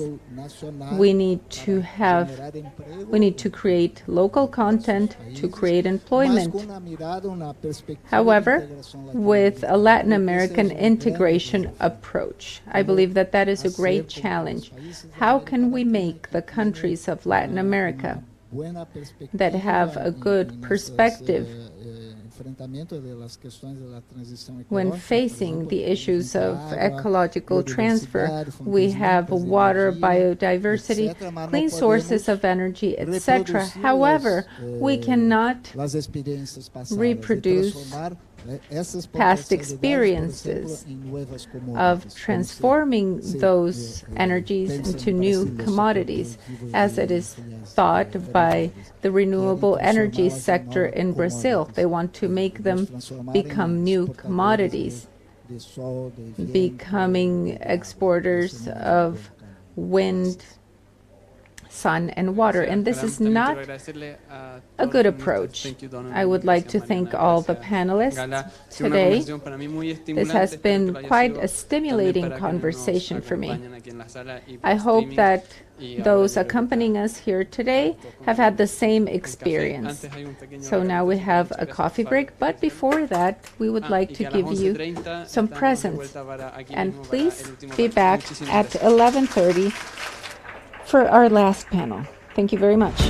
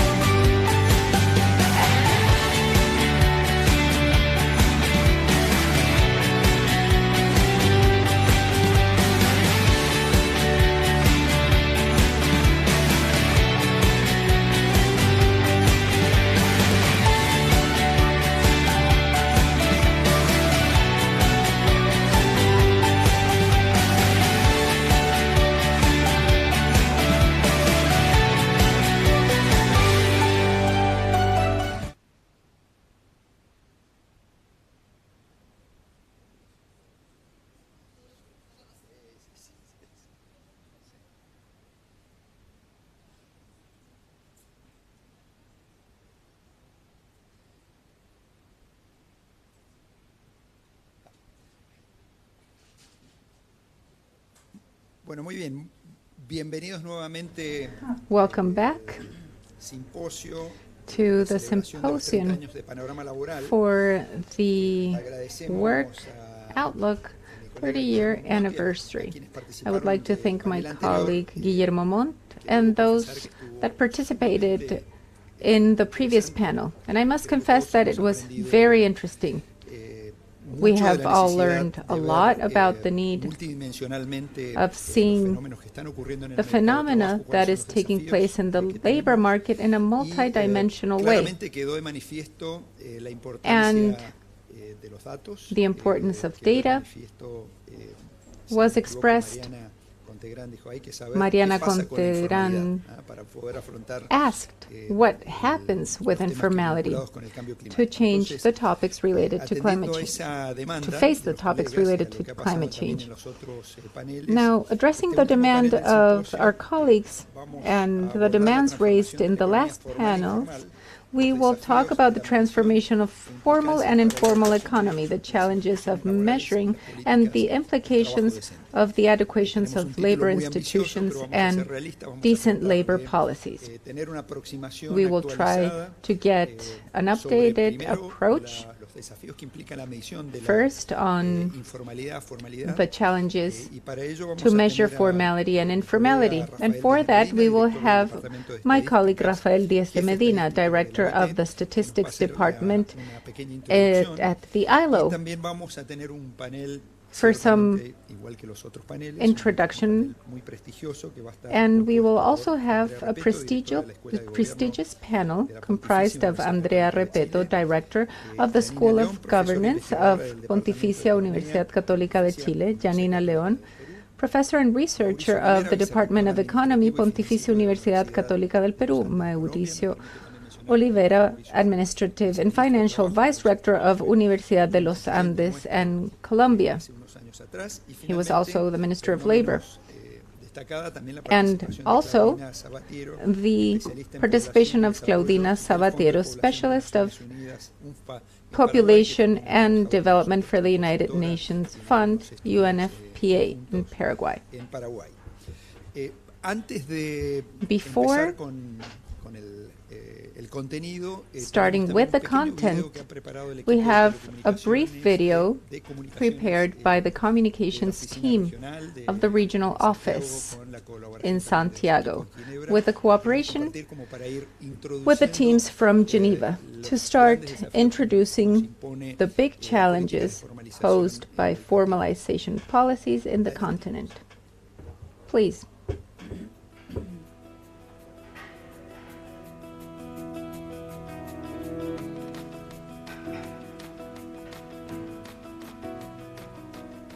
In Costa Rica, the informal sector has very specific characteristics. It is a sector that is practically unprotected from all state policies and local governments.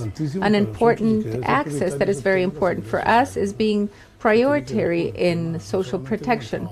This does not only have to do with workers, but also with their families. And the other topic is to generate an employment policy.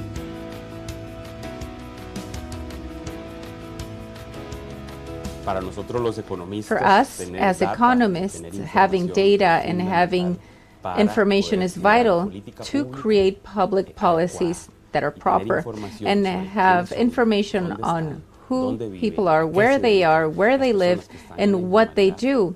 For the populations working under informality, is important to lead public policies and help them properly in their transit to formality. The commitment of the business sector goes beyond decent labor. It has to do with proposals and ideas so that populations that are in the shadows and that do not have ensured labor rights can have what the rest of formal workers currently have. The phenomenon of informality is very complex. It has several causes, and it requires a series of analyses to create sustainable public policies. I would like to highlight the importance of social dialogue, the participation of the several actors of the Costa Rican society to generate a diagnosis, to create measures, and also value the performance of public policies. This is possible and sustainable only through that social dialogue to promote decent labor.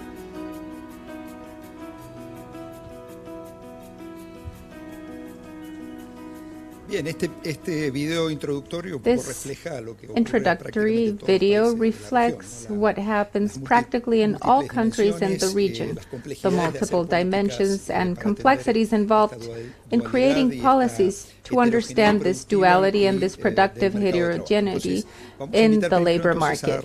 We will invite Rafael to introduce the topic, to see how we will create that bridge between data and policies. And then we will invite the panel to come up to the stage to start with a dialogue. Thank you.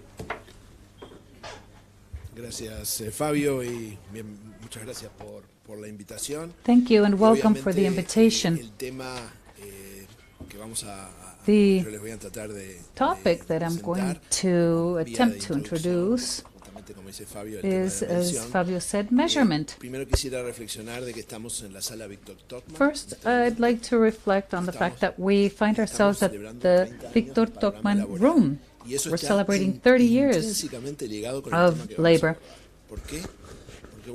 And this is extremely and intricately related. Victor Tocman was a pioneer within the ILO of safety and measurement, as we have seen in Geneva on employment.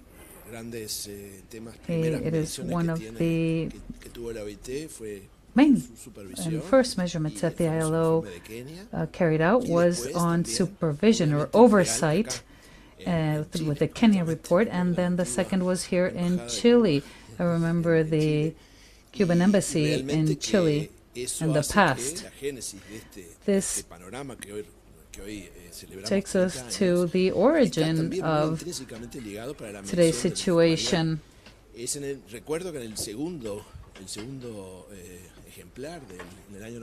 second version of this overview is a definition of what we called the urban informal sector in Latin America. That's how it was called at the time.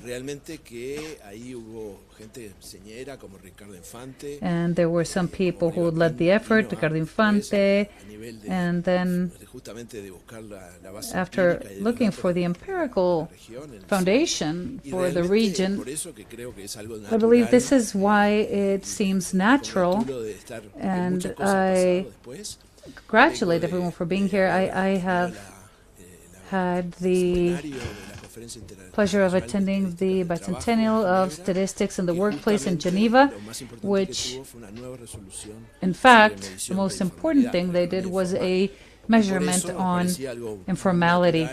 So it is natural to me to introduce these policies, and we will see a little later how to act on informality in the region, but also with a framework of how measurement will accompany policy generation and how it's been evolving, and what we're going to see in the near future in terms of what is being approved in Geneva by the entire statistical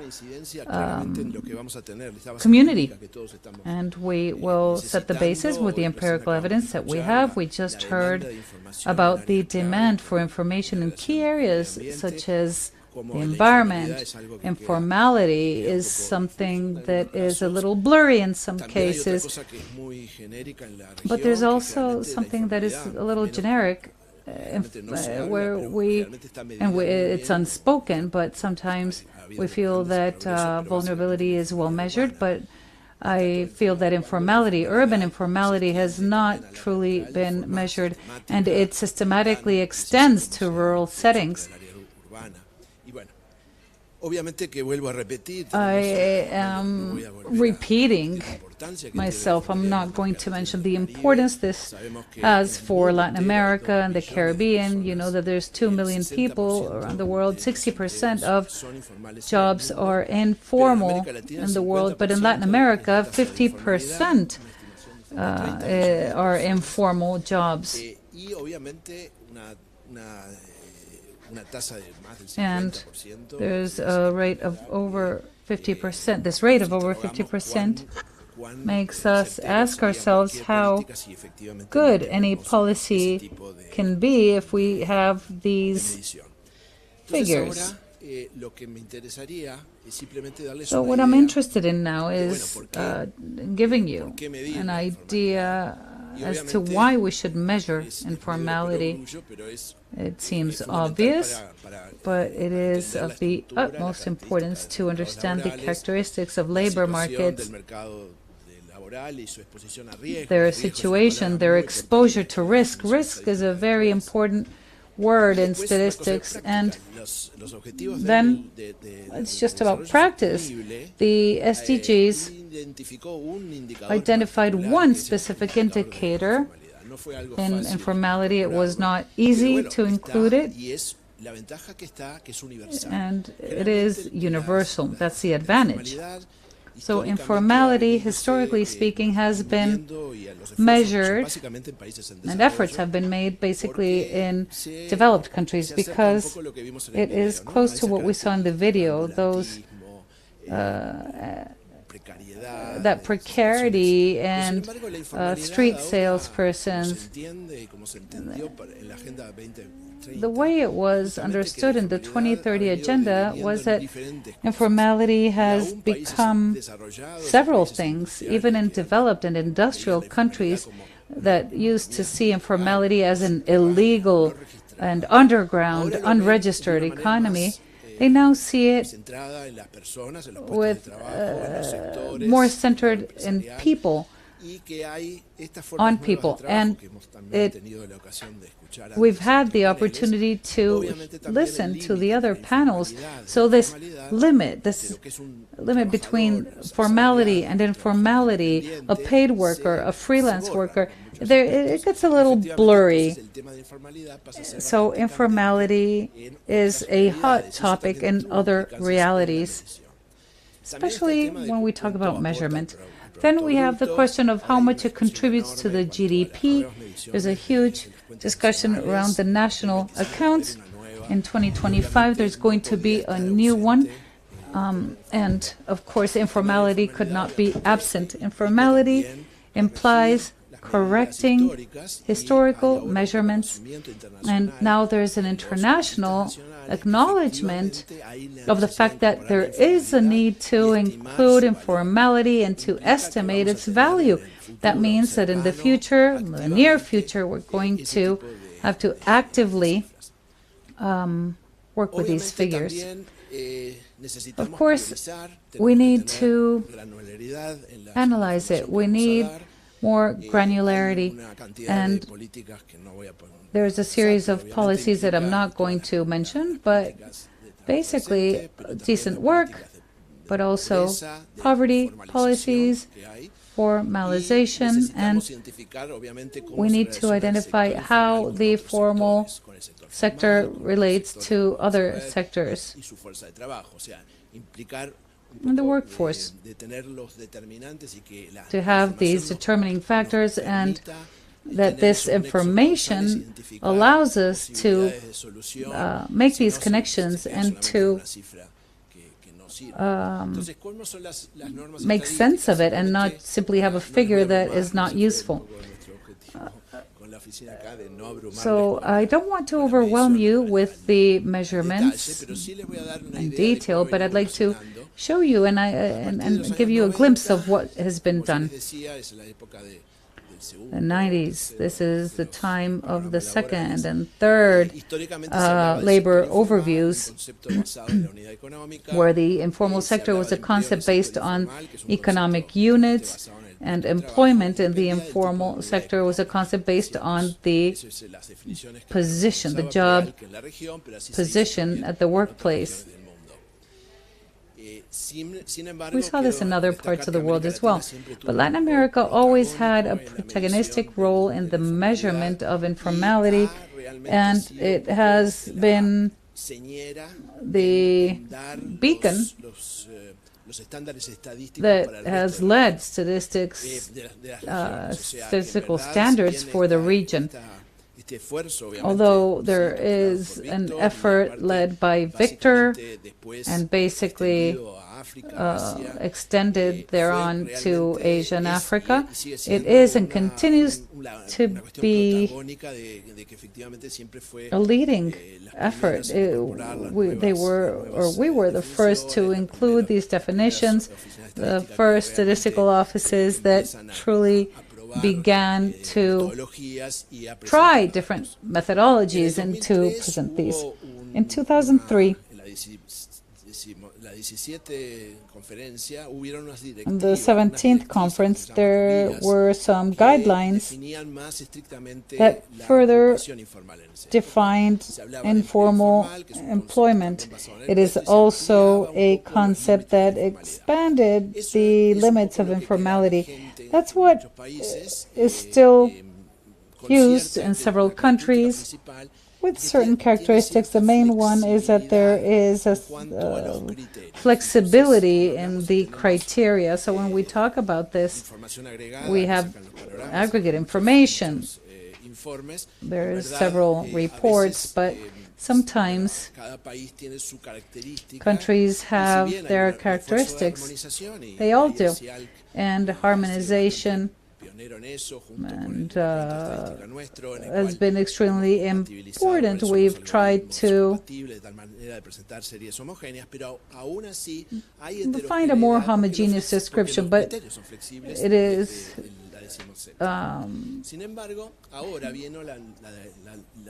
little blurry still. But the first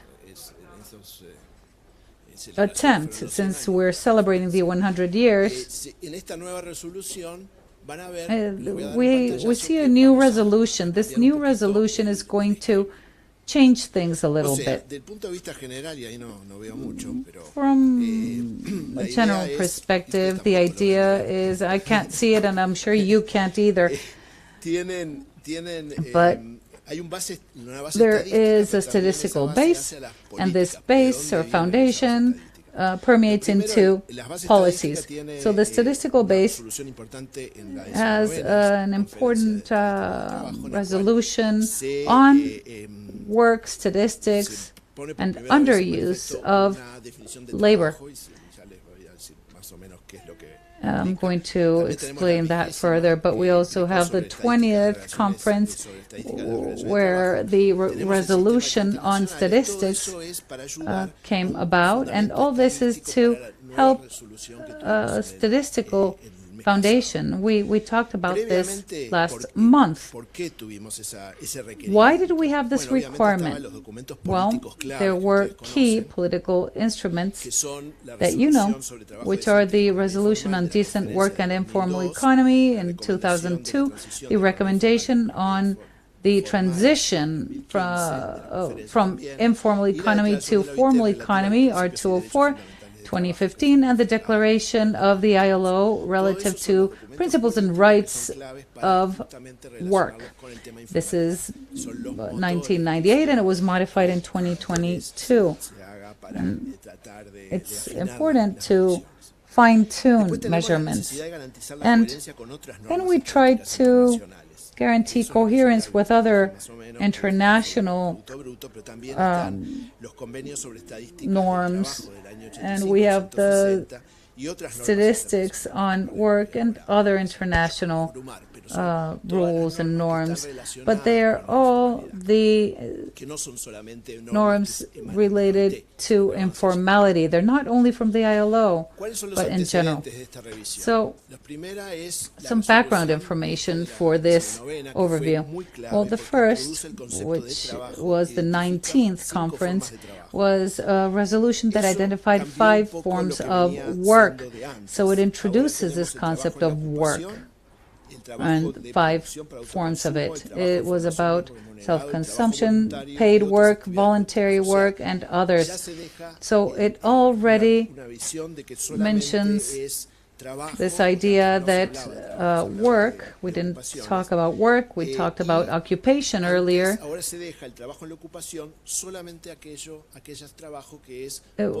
Work is qualified as an activity in exchange for a salary or a benefit. So that is then expanded to unpaid work and voluntary work or temp work.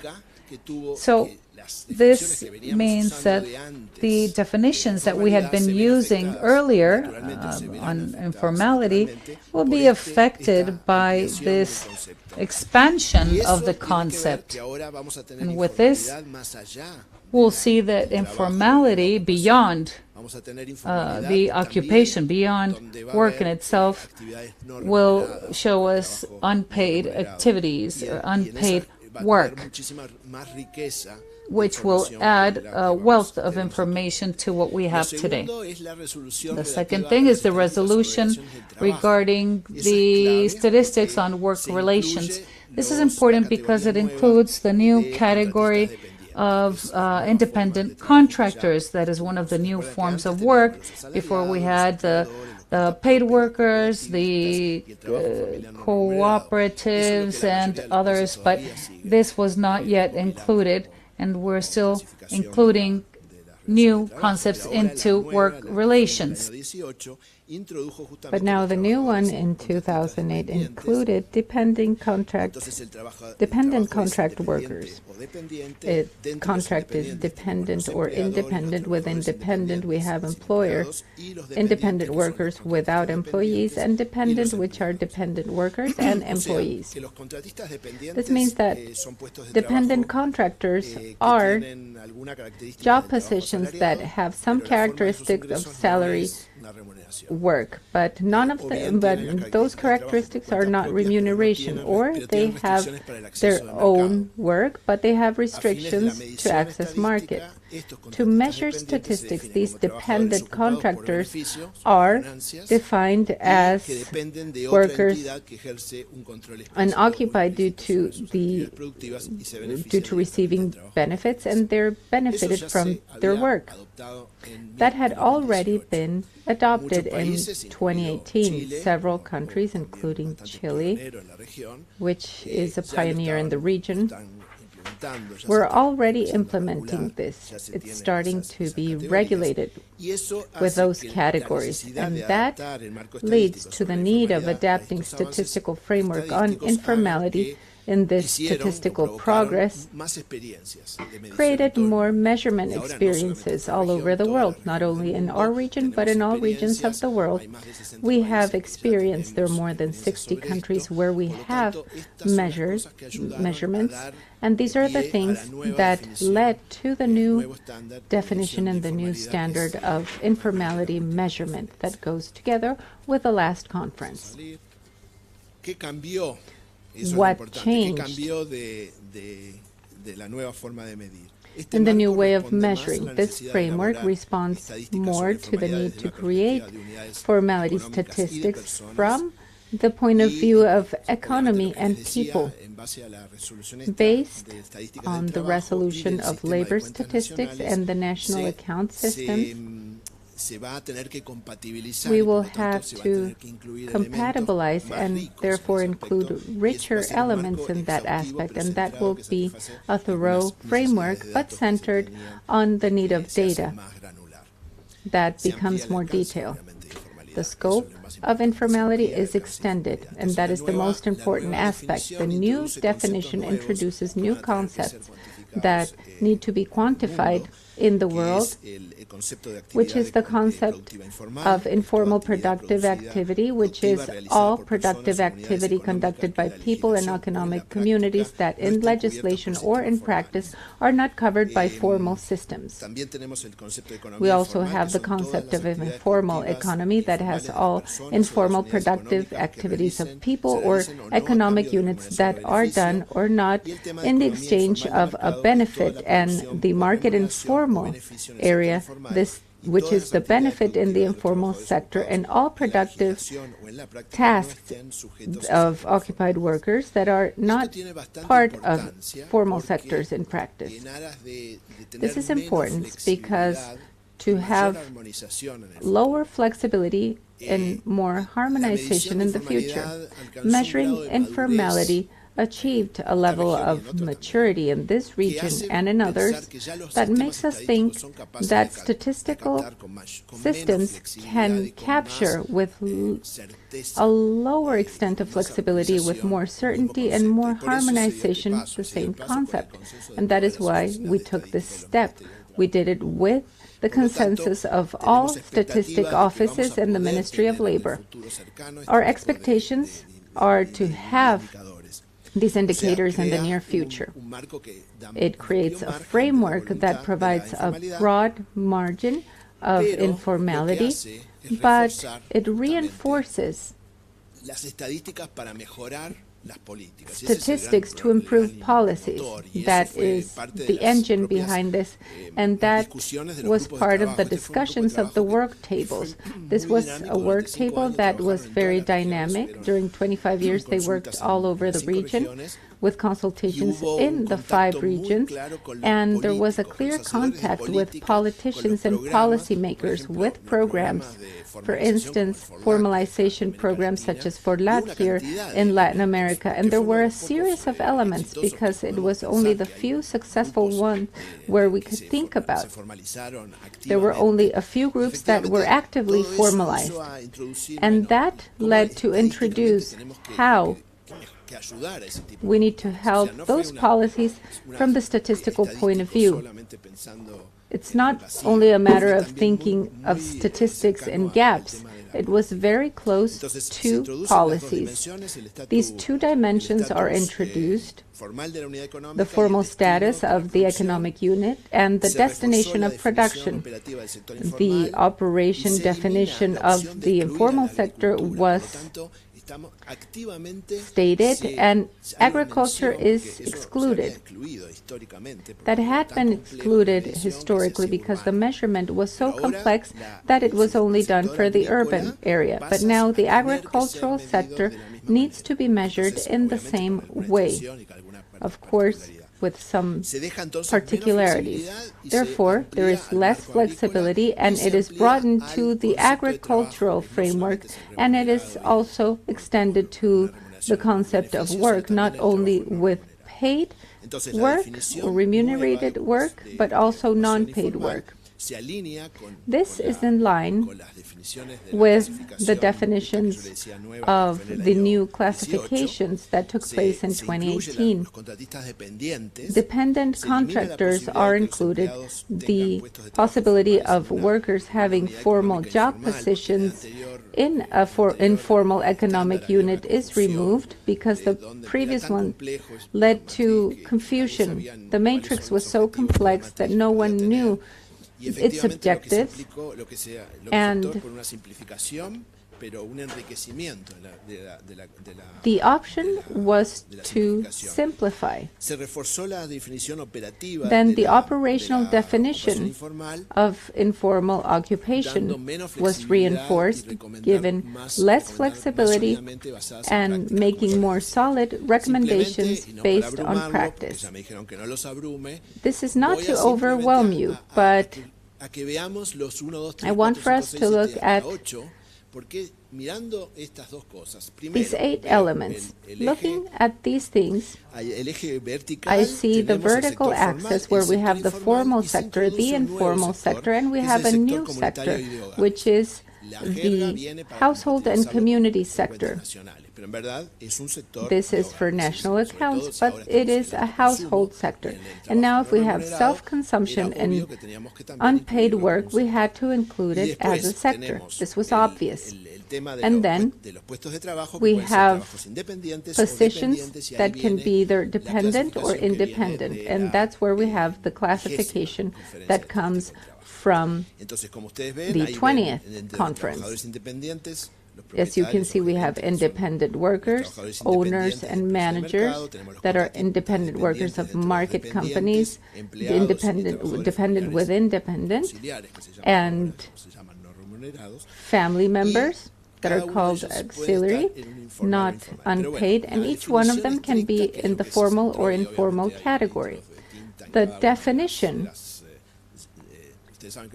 and of course, you know that when we work in statistics, we need to be very detail-oriented. But the truth is that there can only be formal occupation from 1 to 8. This means that there are dependent contractors that are informal, that work for the formal sector, and if they work in the formal sector but they are employees, etc. With this, we have a variety and a typology that will allow us not to have a globe of formal and informal sectors. We will have more possibilities to take action, and we have dependent and independent as an important issue based on the fact that they do not only have a special characteristic, but on the fact that we will be able to quantify them and also promote any kind of new regulation coming up. From the general point of view, how can we visualize something now that used to be invisible before? It is excluded from the informal sector those households that produce for their final ends. Criteria is strengthened to define formal and informal sectors. That becomes more flexible. It includes several criteria that have accountability, registration, everything that national accounts demand from an economic unit. Now everything is explicit. Informal activities within the formal sector are now visualized, and they would be part of the informal economy. This basically sorts that mess that there used to be before, with formal and informal, informal, etc. Now, it is decided that if activities are informal, they're part of the informal economy. Then the community sector is visualized. Informal work and occupation is distinguished, and there are implications for gender and care. There are many things that used to be invisible before, now they're visible. And within formal occupation, it is deaggregated with the wealth of this new classification with independent workers,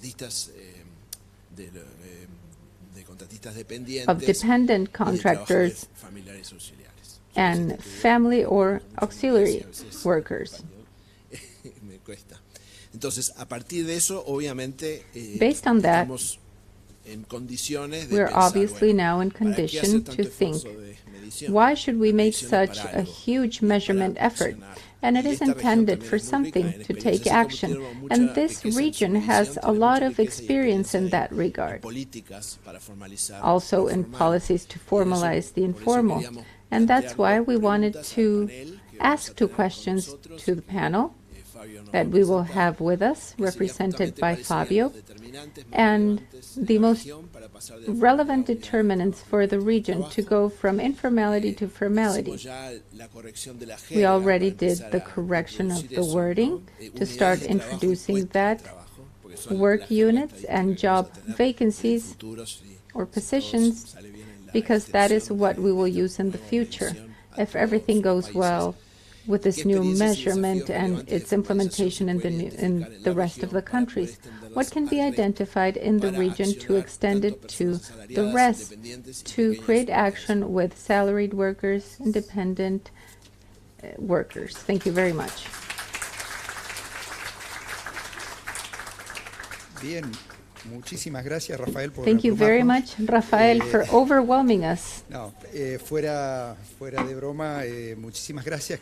Joke Creímos aside, oportuno thank you very tomarnos unos much. minutos más I en esta think introducción para we should take a traerles couple of more minutes las más recientes in this introduction acuerdos to bring you the deliberaciones most que hubo en la recent Conferencia Internacional de agreements Estadísticos del Trabajo, porque, and claro, with the news of justamente the parte Labor de la International historia del panorama laboral Conference, está dominada por because estos cambios que han habido en la medición part of y the esfuerzos history of labor overview de los has been constituyentes, centered los on the actores, efforts of the constituent que members, participan the de la Conferencia stakeholders Internacional that de are part Estadísticos, of incluso Rafael the hace referencia a los documentos políticos, porque esos Statistics documentos que acordaron International tripartitamente Conference, trabajadores, and empleadores y he gobiernos, showed us some que documents that were van a agreed permitir between discutir sobre workers las and experiencias de los países en governments, política, y por eso where quiero they will invitar be able to entonces discuss on a que nos the different acompañen en el experiences panel of countries and policies. That is why I would like Mauricio, to Andrea invite our panelists to come up to the stage, Claudina. and Claudina.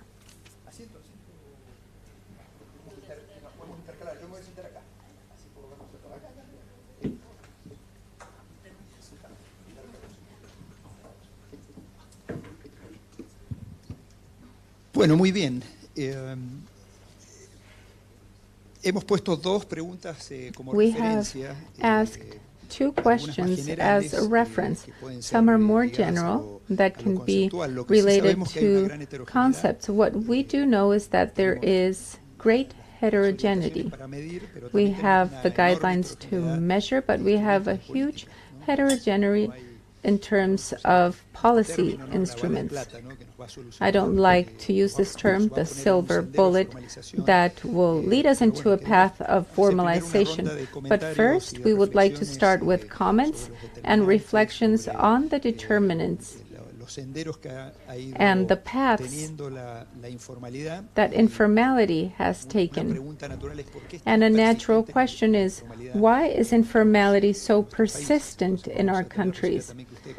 We will give you the possibility to comment based on your own national experiences. We have Chile, Peru, Paraguay, and Colombia, 3 countries that have different indicators and a composition of informality. But I'm sure that we will find many coincidences, such as having a policy integrated focus. Andrea, would you like to start? Yes, first of all, I would like to thank you for giving me the opportunity to talk about such an important topic. And as Fabio was saying, informality has a very high persistence. Probably Chile has one of the lowest rates in the region, but this has been happening for decades, although this will change with a new way of measuring. I will speak as an economist. The reasons for informality are several. And many times in public policies we forget that, or maybe there are things that are easier to attain than others, and that's why we focus on one specifically. On the one hand, we have barriers. Maybe it's not the word. It has to do with personal preferences and trying to avoid costs implied informality. These are people that choose, and I want to say that in those terms because they have preferences for autonomy, independence, and certain attributes provided by informality that are not present in jobs that meet regulations, or to avoid taxes, regulations, contributions, etc. It is a world that, quote unquote, chooses this option. There is another world that has to do with more contextual barriers. People that are displaced, that wish to be part of different circumstances, this is quite general, and that do not have another choice but working on these jobs. This is due to exclusion. They have certain labor barriers where they are segmented. It has to do with territorial segmentation, and I believe in Chile that is the case with transportation costs, cities that were not well thought, where opportunities are not distributed as with housing, weak work networks, which are very important to find jobs, discrimination, due to race, socioeconomic origin, due to a place of birth, due to place of residency, gender, etc. I believe that our task from the public policy point of view needs to address these two large groups. One has to do with a regulation that makes sense to economic units, to workers, that are feasible to be accomplished, that are understood as an actual benefit and not only as a burden for this world. It also has to do with better distributed opportunities. That is harder to achieve, and part of our work has to do with this, with the difficulty to create proper housing policies in Chile, since the land that is far from urban centers is cheaper. Social housing have been built outside of the city, and that already became a barrier for employment. The difficulty for care tasks, transportation, which requires other promotions. Great. Several additional ingredients that we couldn't mention before that are conditionant. I would like to start by thanking you very much for this invitation. And I also want to repeat that it is exciting to be here with Victor Tokman, who I met several years ago. And also, I would like to thank ILO for the efforts to keep the labor overview for such a long time, because it has provided us with data on indicators for Latin America that shows how heterogeneous Latin America is in terms of occupation, unemployment, participation rates. All of these concepts are not very clear, so this helps us understand why these jobs are heterogeneous or different. And now to address informality. The challenge of this panel is how to measure this, the changes in measurement. But I would ask myself, measure what? And how can we define informality and what we call informality and work informality? I would like to complement the words of Andrés with a more aggregated approach, because there is literature and development economy that is broader. And this is happening to developing countries, but not to developed countries. I believe that the individual explanation on how individuals are is important, but it needs for it to be complemented with what is happening in the countries. Probably those that are here in developing countries, we like to avoid the legal framework. It is difficult to avoid one single approach, and I would like to complement by saying that there is a greater discussion that has to do with the fact of why developing countries or less developed countries have such a large number of people that do not work in mid-size or large-size companies, that is self-employed. And I believe that this was discussed at a certain point in the ILO. And we never get to a concrete answer. But I would like to go beyond this, and I would like to say that this discussion was set more recently by the World Bank some 15 or 20 years ago, based on the empirical data of Perry that discusses why there is informality, and he stays with a legal definition. Maloney also discusses informality with an approach of informal economic units. And the interesting thing about this, thinking about Latin America, is the high heterogeneity level, and that there is a large part of units that are there due to their own needs, although there is a large percentage that is there because of their choice. That gives us a continuum that makes it difficult to define informality with one single definition or one single concept, because one size does not fit all. Afterwards, Levy has an approach where he discusses the importance of legal frameworks and labor costs for these workers to continue as informal workers. But given that approach, we have another one, such as the one of Poetry Slifer, that links the existence of informality with development models, specifically with development models experienced by Latin America for a long time now. For everything, we have data, and once again, I think that that world is quite heterogeneous, and I believe that there's more to say beyond legal definitions for discussion. Rodney, even David Carp, I saw him in Brazil in a panel similar to this one, where they discussed about informality, and he just had it and he left. He said, I won't talk about this. Talk about labor. Let's talk about labor markets and its operation. I convinced him of going to Peru, but I didn't even get him to go with Machu Picchu. Informality in general and labor informality specifically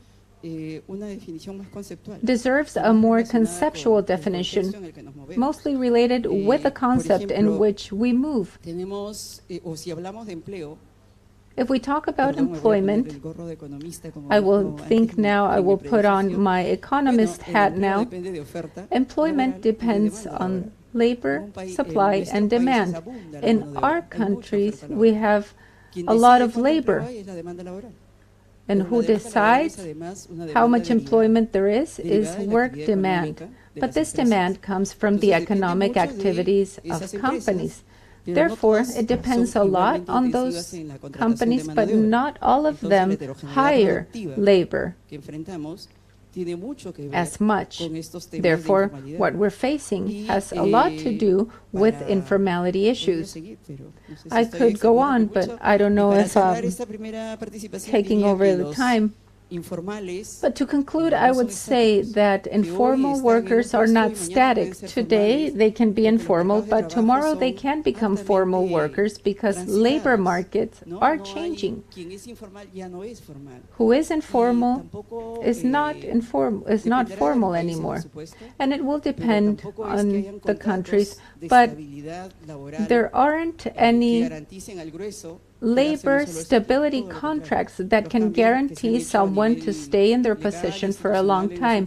The changes done in a legal and institutional basis promote the high labor transition. There isn't unemployment. It is quite low because there isn't unemployment insurance. But it is very important to work on labor transitions to be able to understand from one status to another, formal to informal, contracted, not contracted, but formalize those changes and consider a broader approach that only formal. Thank you very much for giving us an overview of the different authors that have contributed with their different hypotheses, as Andrea mentioned as well, the causes that have to do with preferences, the situation of inclusion. I don't know if I understood correctly, but in terms of measurement, we're trying to define a common methodology to see who are the people that are below and under the line, beyond any conclusions, as we did with the unemployment rate. Things that can explain the preferences for employment, etc. But we clearly need to look at motivations, to link them to a certain type of policy. I propose for us to leave this topic for a second part of the panel, and now we can continue with Claudina.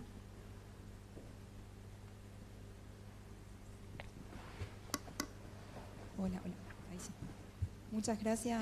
Thank you very much Fabio and the ILO in general for this invitation. In my specific case, I have extra thanks to give since I come from Paraguay.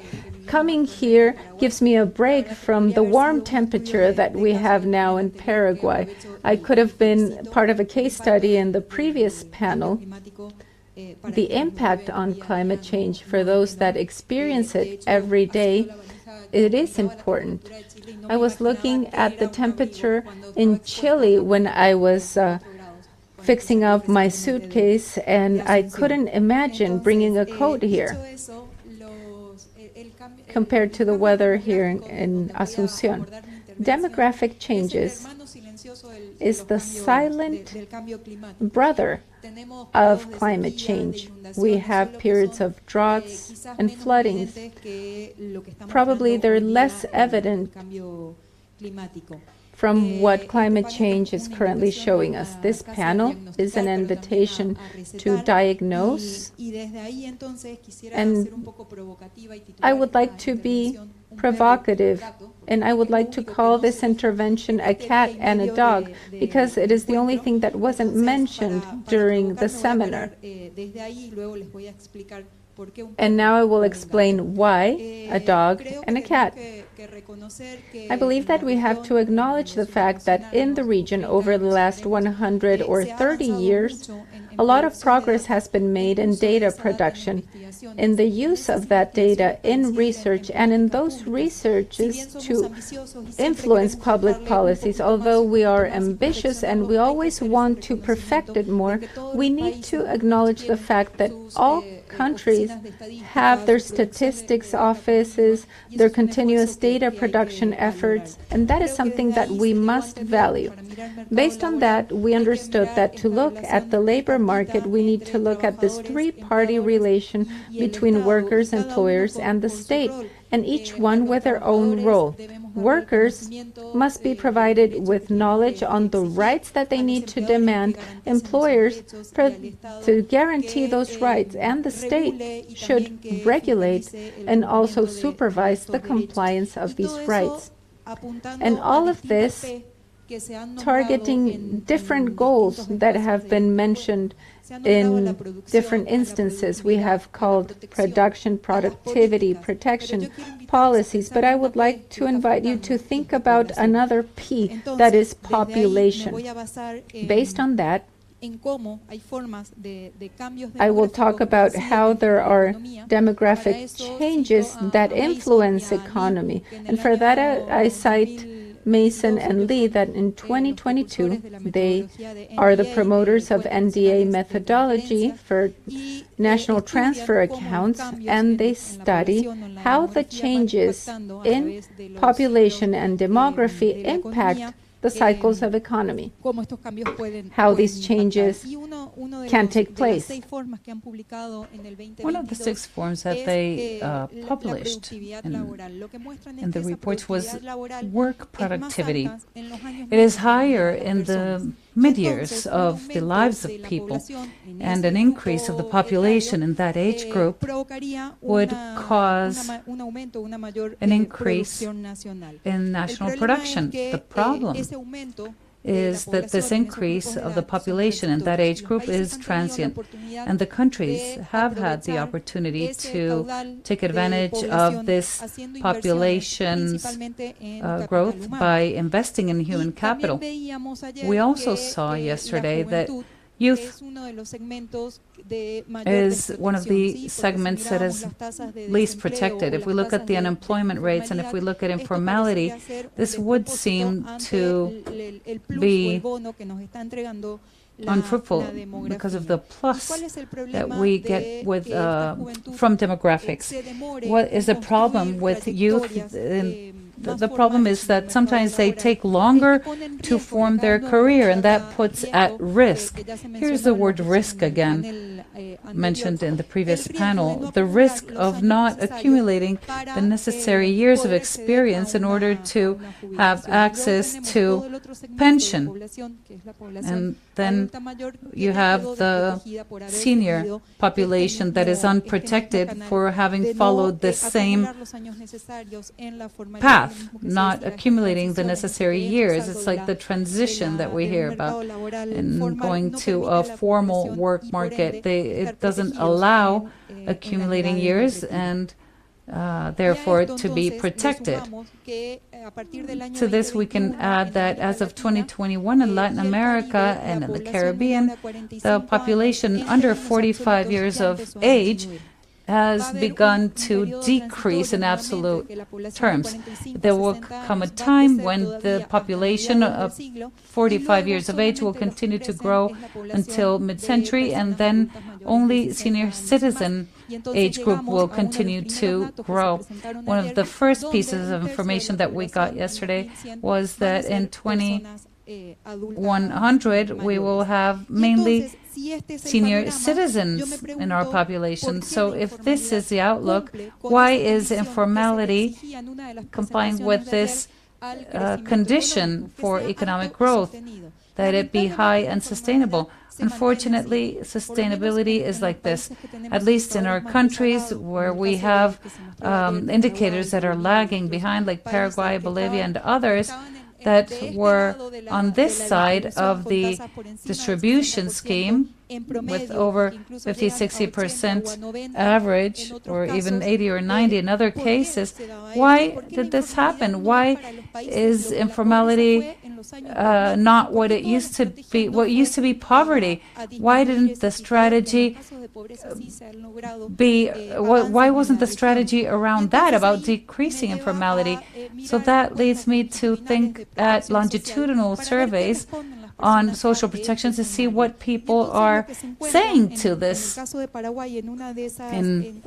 In Paraguay, in one of these surveys, people answered that the first option to fund old age is through children. So you say, oh, okay, so at least they have a strategy, very informal, but they have one. So what is the problem then in terms of demographics? It's a very easy classroom exercise. When you ask how many children your grandmother had, they will say 8. How many children did your mother have around in 1950? And in Uruguay it was around 6, the global fertility rate, and I have 2, which is a replacement. But then I went and asked my daughter how many children she wants to have, and she said a dog and a cat. So basing our, and we see this very well in this exercise of national transfer accounts, the idea of how you transfer these ages that are economically dependent, senior citizens and children, thinking of transfers that are given through the effort of households is unthinkable for the generations that we see today. A baby that is being born today will live this new reality. This new reality needs to denaturalize or normalize the living in informality.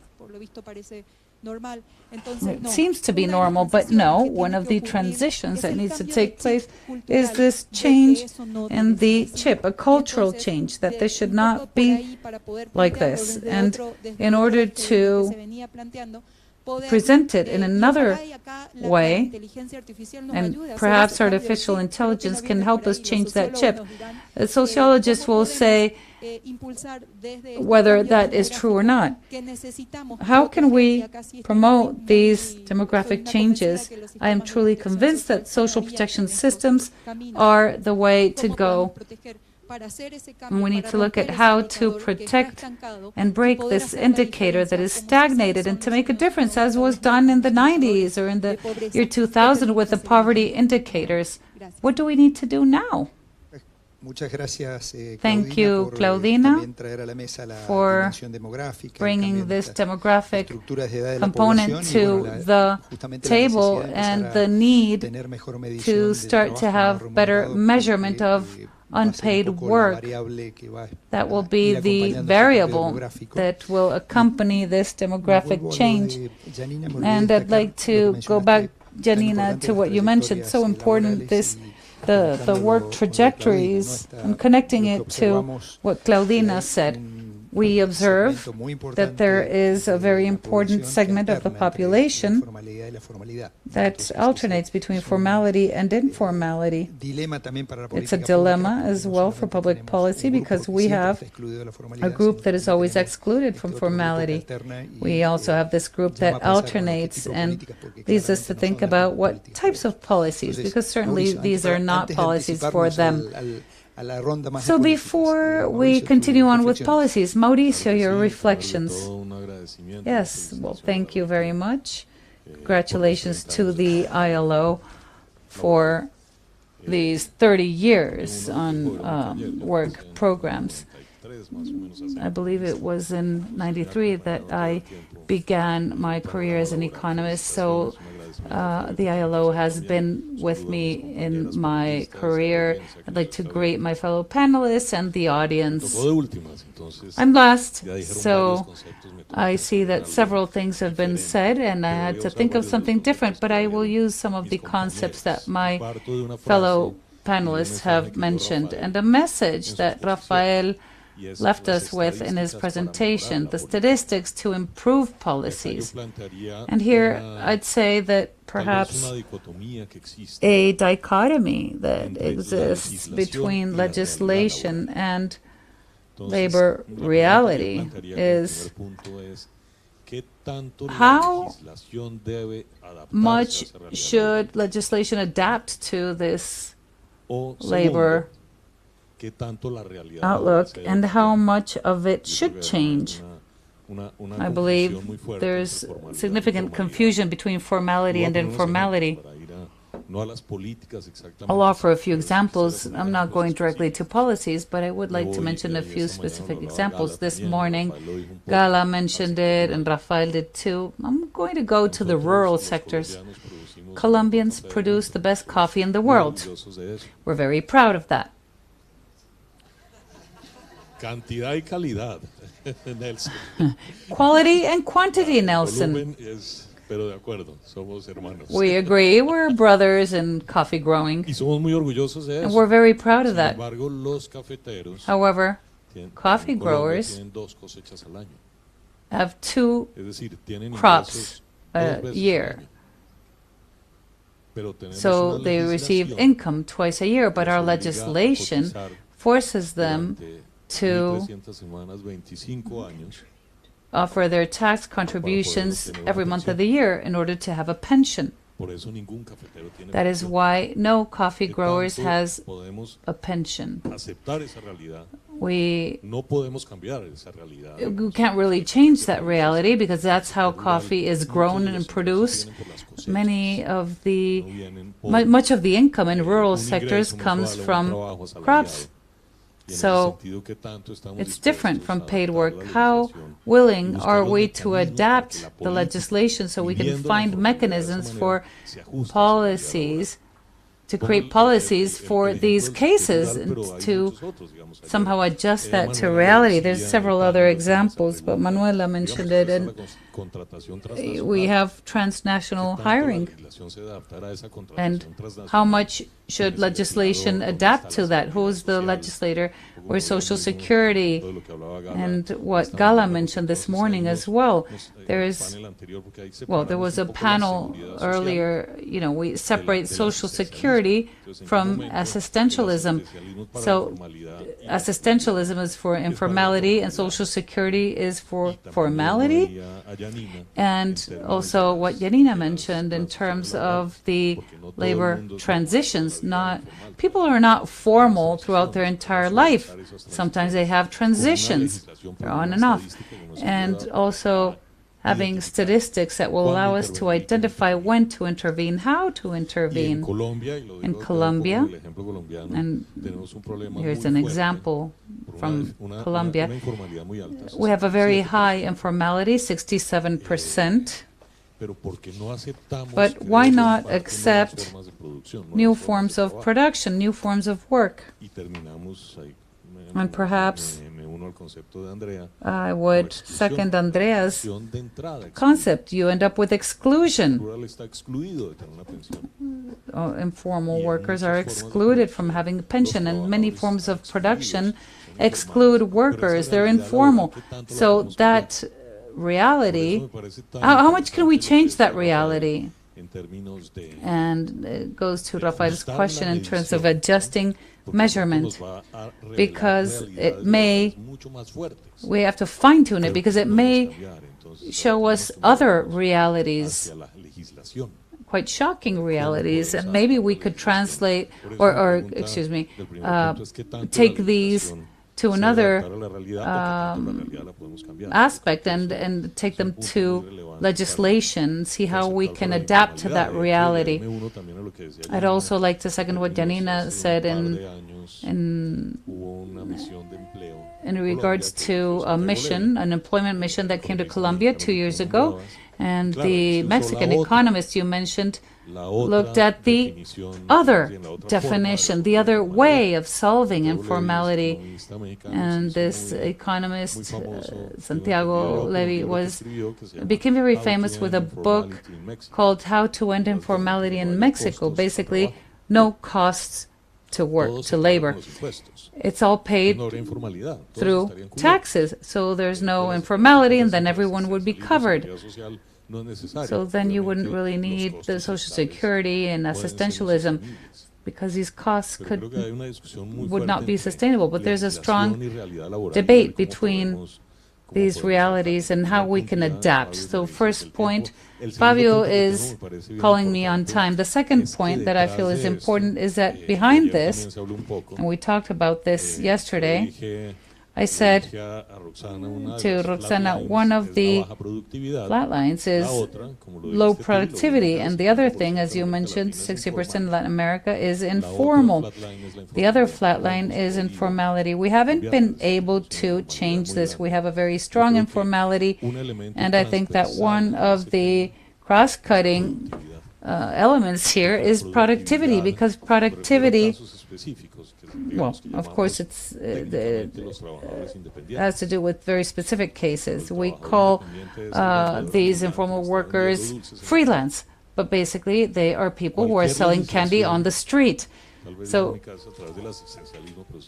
maybe a way out would be assistentialism, but any legislation that goes beyond defining this as formal and informal, or actually any policy that goes beyond formal and informal, should be looking at work opportunities.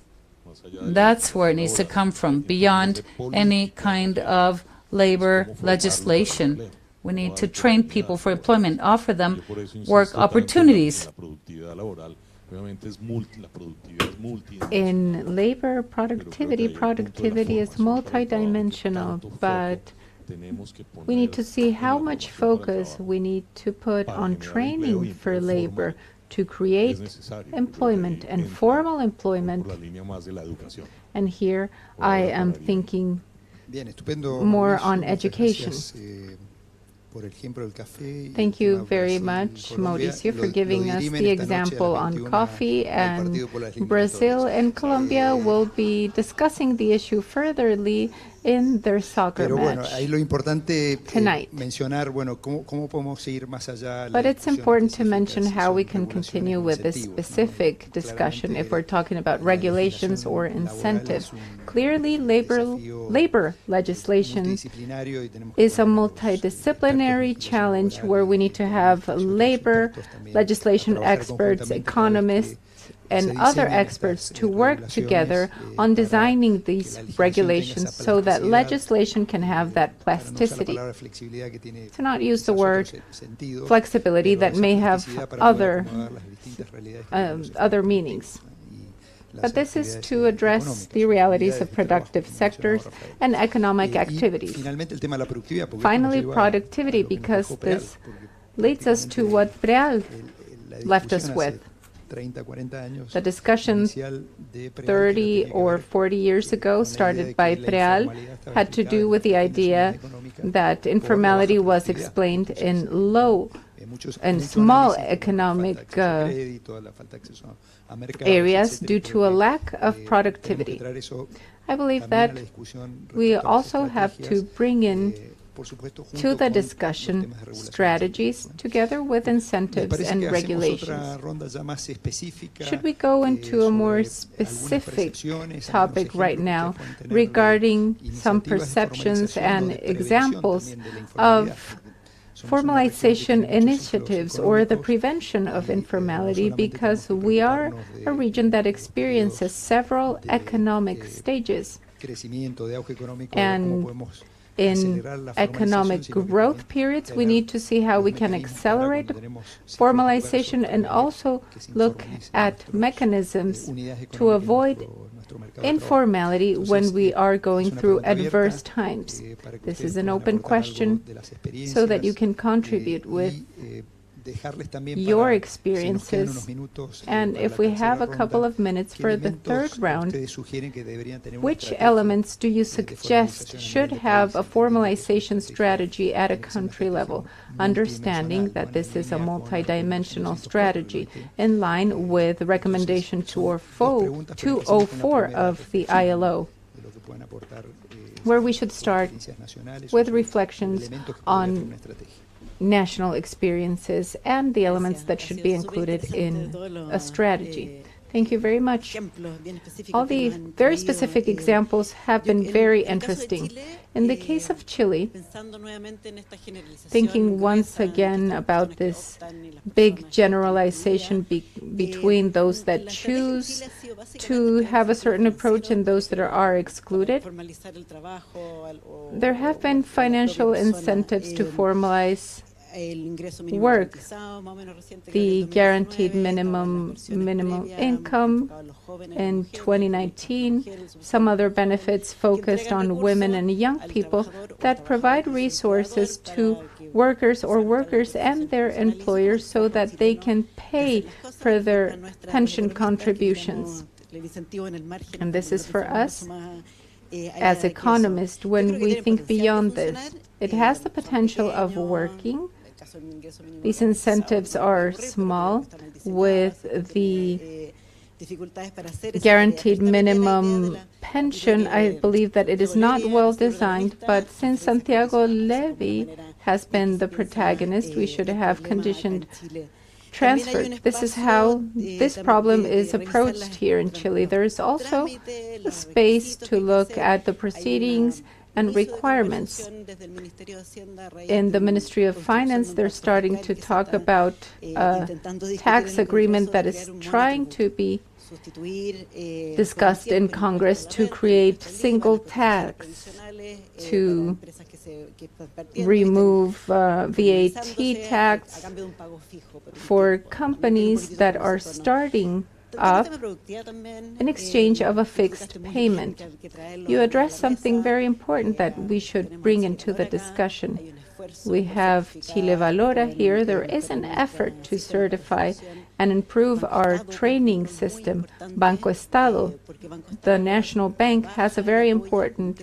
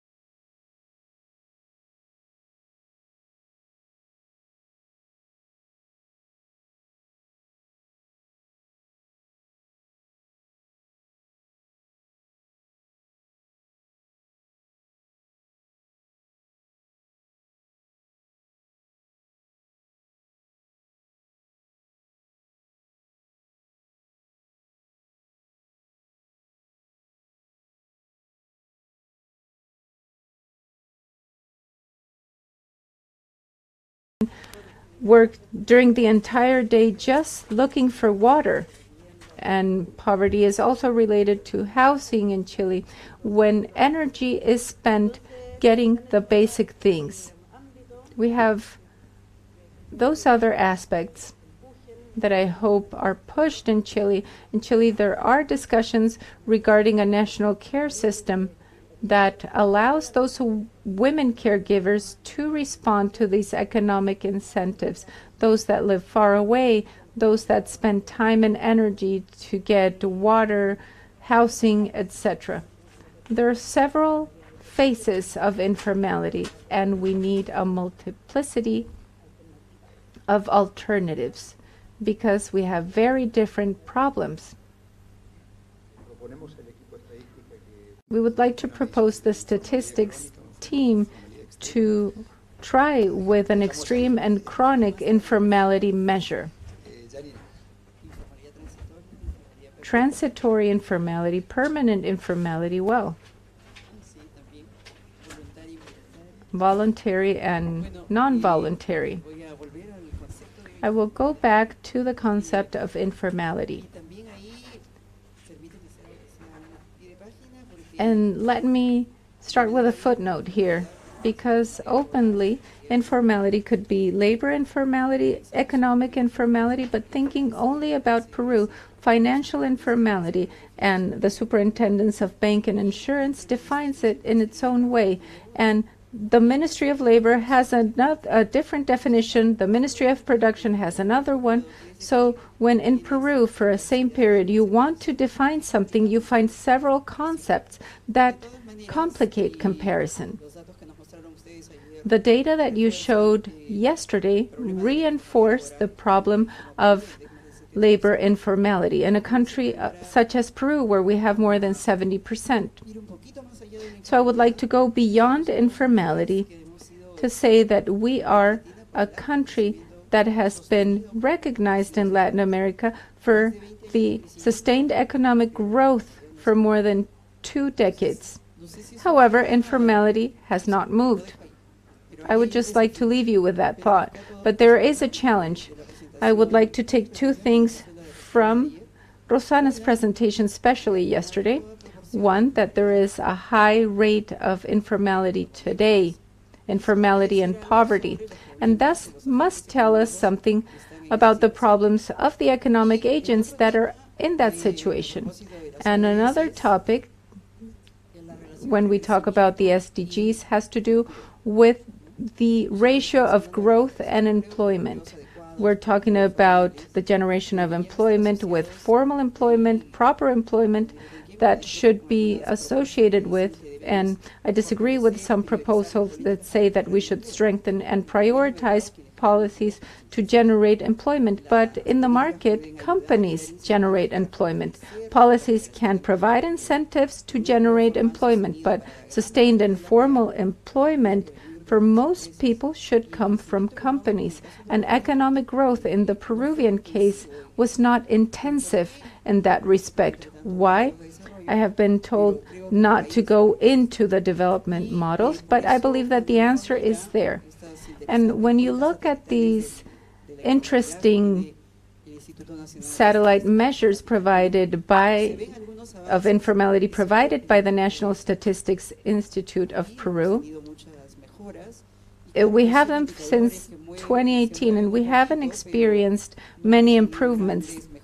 We haven't had great improvements regarding labor informality. There are several other indicators, and as Andrea was saying, Banco Estado, single tax, we see this with admiration. It works in Chile. For us, the policies of microfinancing have worked better, not as subsidized microloans, but as strengthening financial markets with a design of financial products thought for micro companies that have a potential. It's not a matter of supporting all of them, because most of them are not sustainable or feasible in economic terms, or will they be able to pay their debt. It's not an emotional issue here, it's an economic issue. And with the microfinancing sector, it has been strengthened, and I'm not talking about private banks necessarily, but we're talking about municipal funds, financial companies, And we have the data available, so I won't go into more detail. In terms of informality, they have found a niche there. For instance, municipal funds have not asked for the same information, such as ID number, as banks. And there is a kind of self-selection, and the best micro companies have strengthened themselves and provided several products. But there are other measures that have taken place. We have tried to do something regarding the single tax. The legal framework has made its attempts to change several times. So there are lessons to be learned in Latin America. I have questions now for the previous panel that have to do with employment and climate change. And I believe that countries such as ours can learn a lot from them. Thank you. Janina, thank you very much for bringing up the topic of growth and the lack of awareness of the levels of informality that has happened in other countries, with policies of growth periods, with the deregulation of costs, and informality has not been quite sensitive to those changes in the macroeconomic sphere and the incentives. So I believe that we still have a lot to continue analyzing in that respect. I do not have many elements to bring in from Paraguay, but in terms of strategies, Paraguay has a relatively new institutionality regarding work, employment, and social security. It has started in 2013 with the implementation of a first strategy of formalization that is under review for a second round of elements. On the one hand, I would like to celebrate this change in terms of measuring informality. When in the framework of this study of a national accounts transfer for transferring time, it was shown that unpaid work done in household for care or domestic work represented approximately 20% of the GDP in Paraguay. With this information, we wanted to visibilize this segment, brings in this new way of measuring informality. The first step of a long path is visibilization. And I celebrate the fact that this is being done, and I hope that soon countries will adopt these adjustments in the indicator. But it leads to a bit of fear, because if the indicator was already high, 63% in Paraguay, without taking into account agriculture, where will we get to? What will we do with that figure once we include all women that are working and unpaid and invisible tasks at their households, and also when we include a part of the agricultural sector? I celebrate this, but I'm quite concerned about the fact of what governments will do once they get this data. In UNFPA, we have been working on installing resilience or demographic adaptability that goes together with another small brother of climate change. And we want to do these approaches from intersectionality. We have talked with a dichotomy of they're either urban, rural, men or women, young or old. But what happens with women that live under rural contexts? So there we have the sum of lack of protection. And what do we do with this?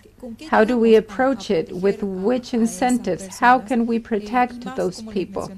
And as I was mentioning before, in contexts of structural changes in the composition of households, we cannot resort to those informal strategies of solidarity and help given crises experienced by the population. On the one hand, it is important to ensure the income that comes from work, for that income to be enough for the minimum needs. There are several strategies there. In Paraguay, we are all attentive to the unemployment insurance. That's low unemployment in Paraguay. The problem is that a person in Paraguay cannot be unemployed because they go straight to unemployment, the unemployment sector, and they find something to do. It's not as simple as saying I'm unemployed and I use my savings while I look for a job. It is not an option. They're not the options we want because we need to protect this population that will experience many changes. Yes, I would like to comment on 3 or 4 experiences in Colombia. Some past, some new. Some helped reduce informality, some did not. So the first experience is not necessarily a labor reform, it's a tax reform and carried out in 2022, and it was done to reduce costs. And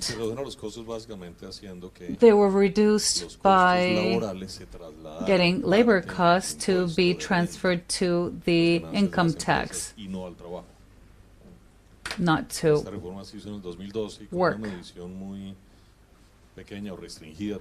And it's a very restricted way of looking at informality. Those who were not contributing to the pension and health system are left to marginality. So we still have a very high level of informality. On one hand, the costs, other efforts have been made. They're insufficient, of course. And now, in fact, there is a labor reform underway in Congress, and it's seeking to increase the cost of employment and laying off people. And this tripartite vision is interesting, but it needs to be supplemented by the workers and unemployed people as well. It all should be represented in order to fully understand the effect. It is to reduce informality in terms of access to social security. That's the first point. Second point is a failed attempt, and I'm going to explain this because I would follow the lines of Claudine in terms of population. The pension system in Colombia now has very low coverage. If we look at it on the side of senior citizens, only 1 out of 4 has a pension, 25%, and on the side of those who do contribute to the system, very few are building their pension. It was necessary to think in terms of what to do with informal workers, those who don't contribute to the system. And we had to develop a program in technical literature. It's called matching contributions. So this program was created with periodic benefits, and they have volatile income,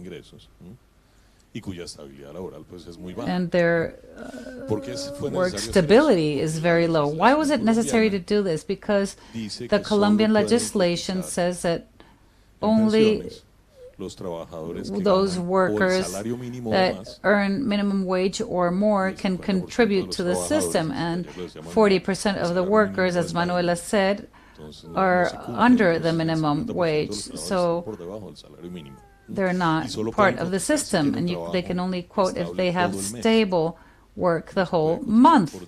You cannot contribute by hour or by day. So it is a policy that excludes a group of people.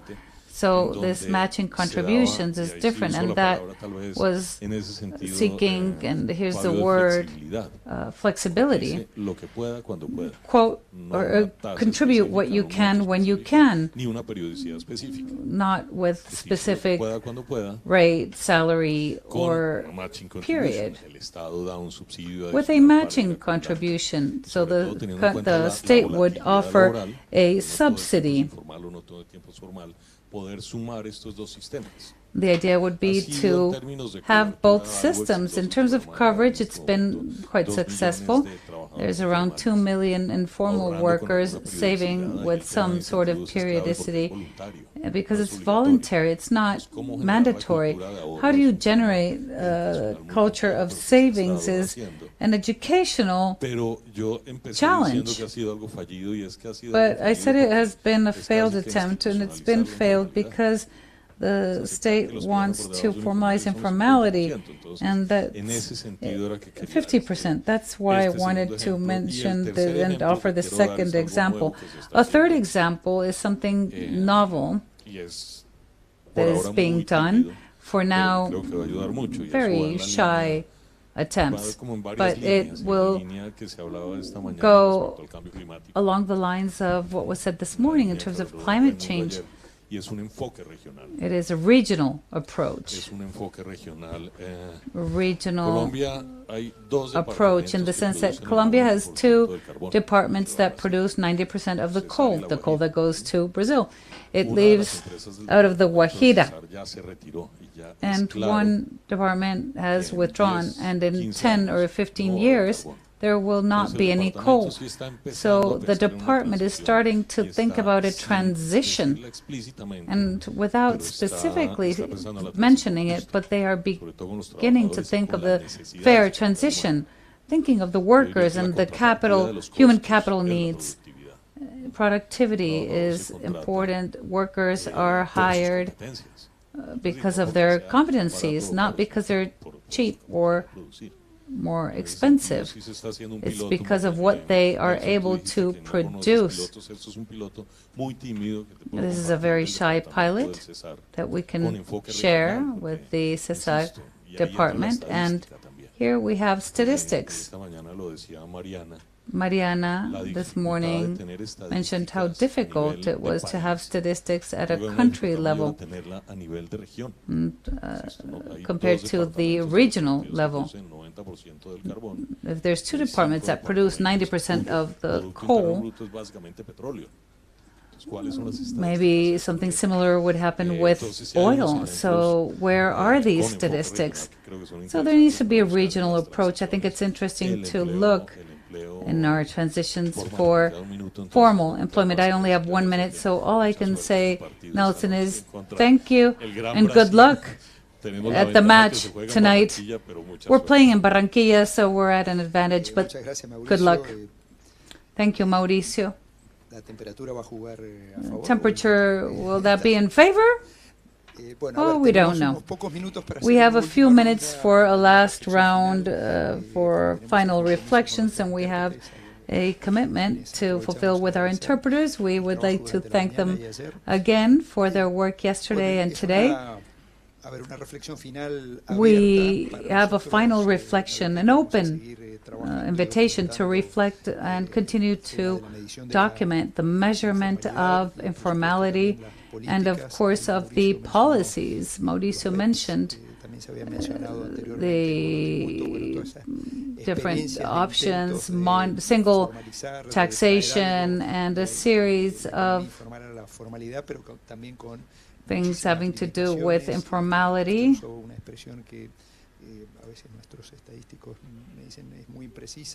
Sometimes statisticians say it's not as precise, it's a little precarious, and we don't necessarily have all the corresponding measurements, but we would like to try to go into a less gray area.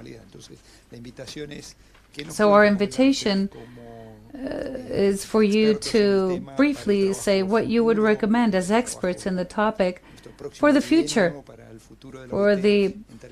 biennial in terms of collaborating with our constituents and to help protect formalization. We only have 2 minutes each. I'll put you to the test. Thank you. The idea of statistics is that they basically shine light on those blurry aspects. I'd like to quickly close with a reflection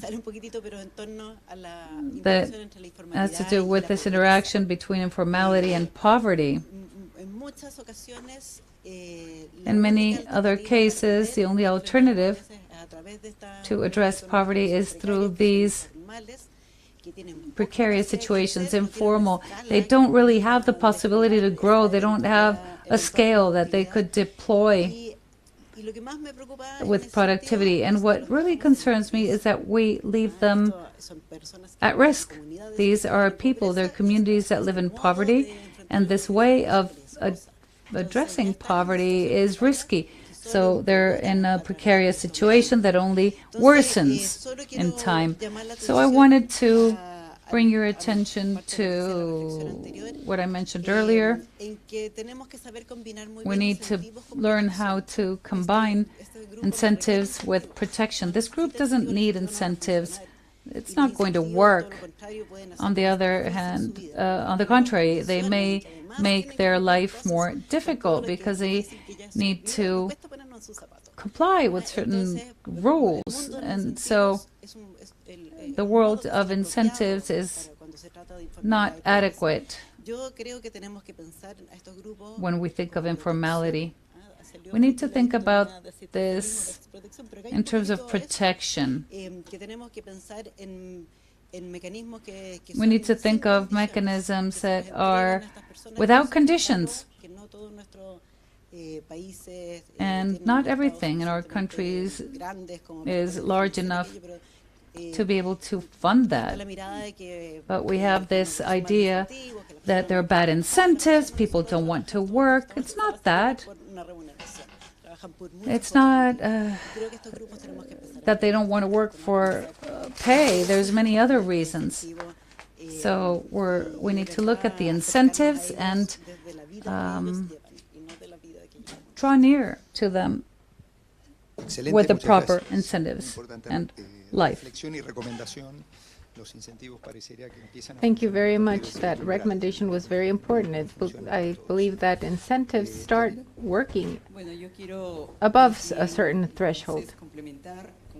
I would like to complement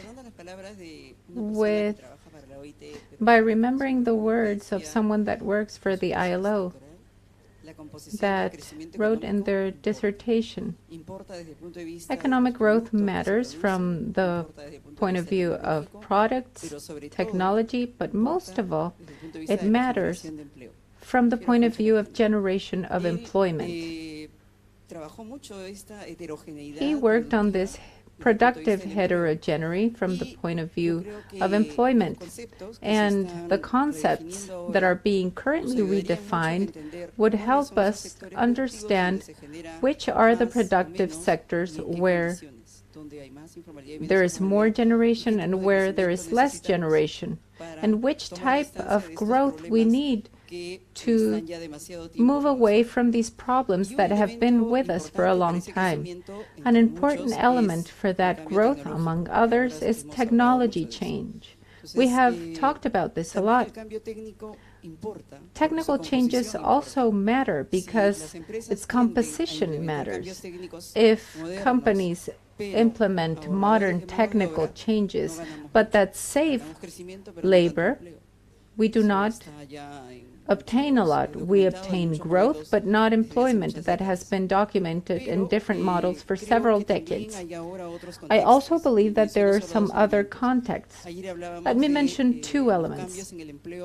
Yesterday we talked about change in employment, thinking about remote work and technological changes. And that, as we know, reduces employment. So how can we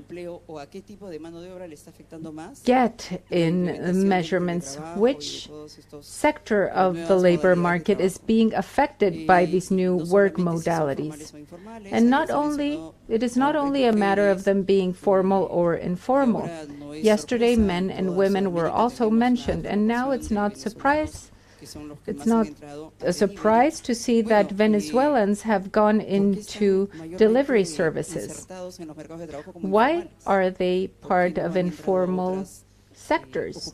Why haven't they become part of other occupations, knowing that their skills would allow them to do so? So I'm just setting these questions.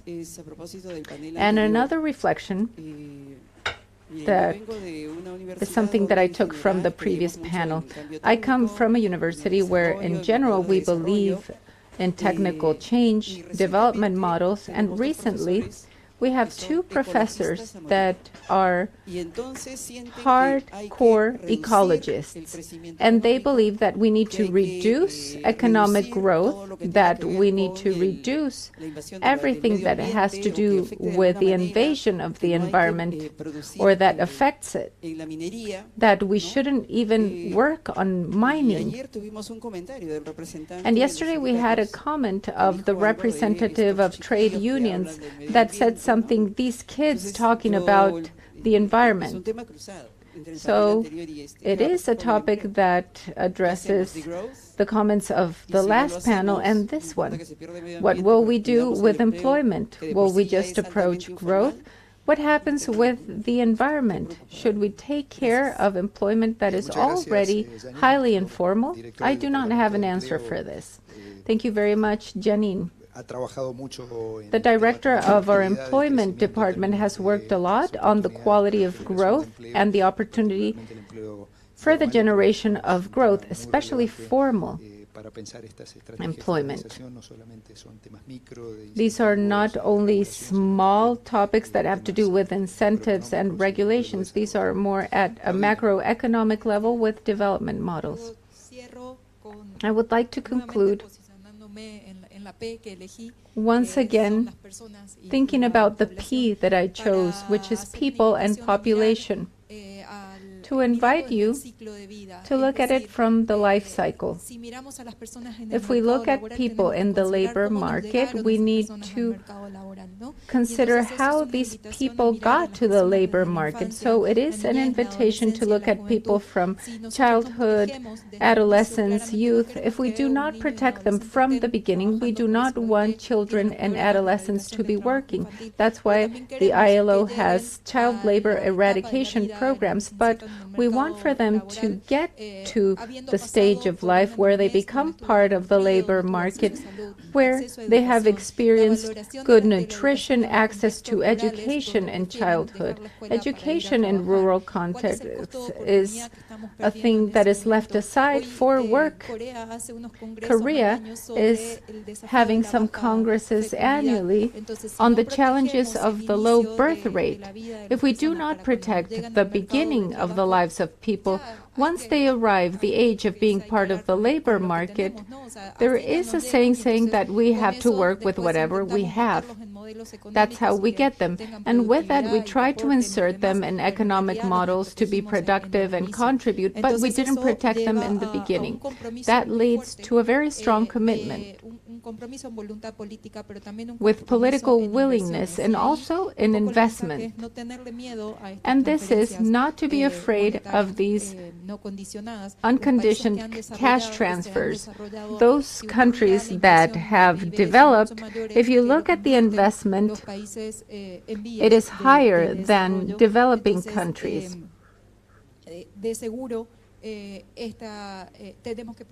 So for sure, we need to protect this population so once they get to the labor market, we can demand other issues, other things.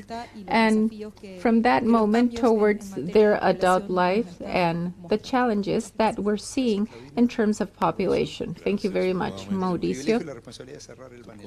It's a privilege to close the panel. Well, I'm the last, so I have to say something at least a bit intelligent. Two things. I'm taking the words of Janina in Colombia with the discussion of degrowth that has been brought up by the Minister of Energy, and with a strong discussion. Colombia, in greenhouse gas emissions, has 0.46% in the world. However, we engaged in this discussion, and I would like to think about the contribution of ILO in building labor. We need to continue thinking about the concept of just transition, because that is what helps us understand if growth helps with just transition. I believe that the concept and the discussion itself with three parties in terms of just transition is very important in these moments of climate change. That is the first point. And the second one is based on an experience that I had when I was a vice minister, and that is the good use of statistics. When I was a vice minister, we started designing pensions reform, and we started discussing it with three parties. But there was a lack of confidence or trust in the data. They said, this data cannot be true. So I had to call the ILO in Geneva, and experts arrived in Colombia to work with the data and say, this is the actual data. So these are more political issues than technical, but it is important to mention this because this helps improving social dialogue. With this, I would like to close. It is impossible to summarize everything, so I would like to let you know that we will be documenting your contributions.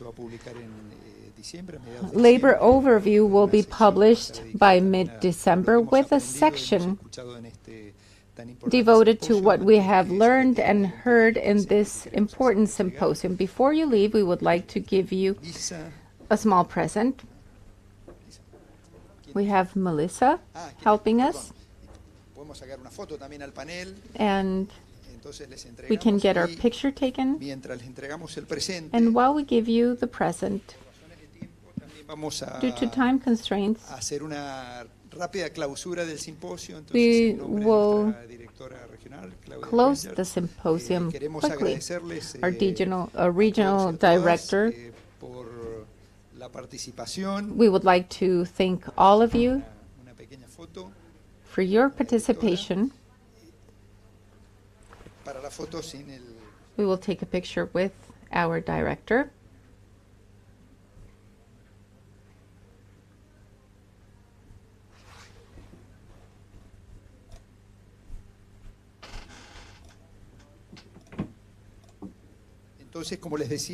And today, as I was saying, I would like to thank you for your participation. For those of you that traveled, Andrea, yes, the city of Santiago is quite large and you need to travel to get to the ILO. We would like to thank the team that was working from the regional office, our colleagues from Geneva, and the team from Santiago. We are very honored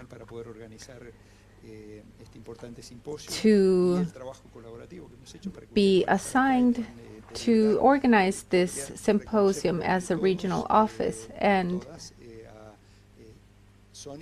I wanted to thank, on behalf of everyone here, Sonia, our communications officer, and we would like to give her a small present, Sonia Alvarez and Melissa von der Forst, who was highly committed with this event. They have been the faces of this event, but they have a team supporting them. I hope to see you again in other activities of the ILO. Thank you very much and have a nice day, and I hope to see you soon.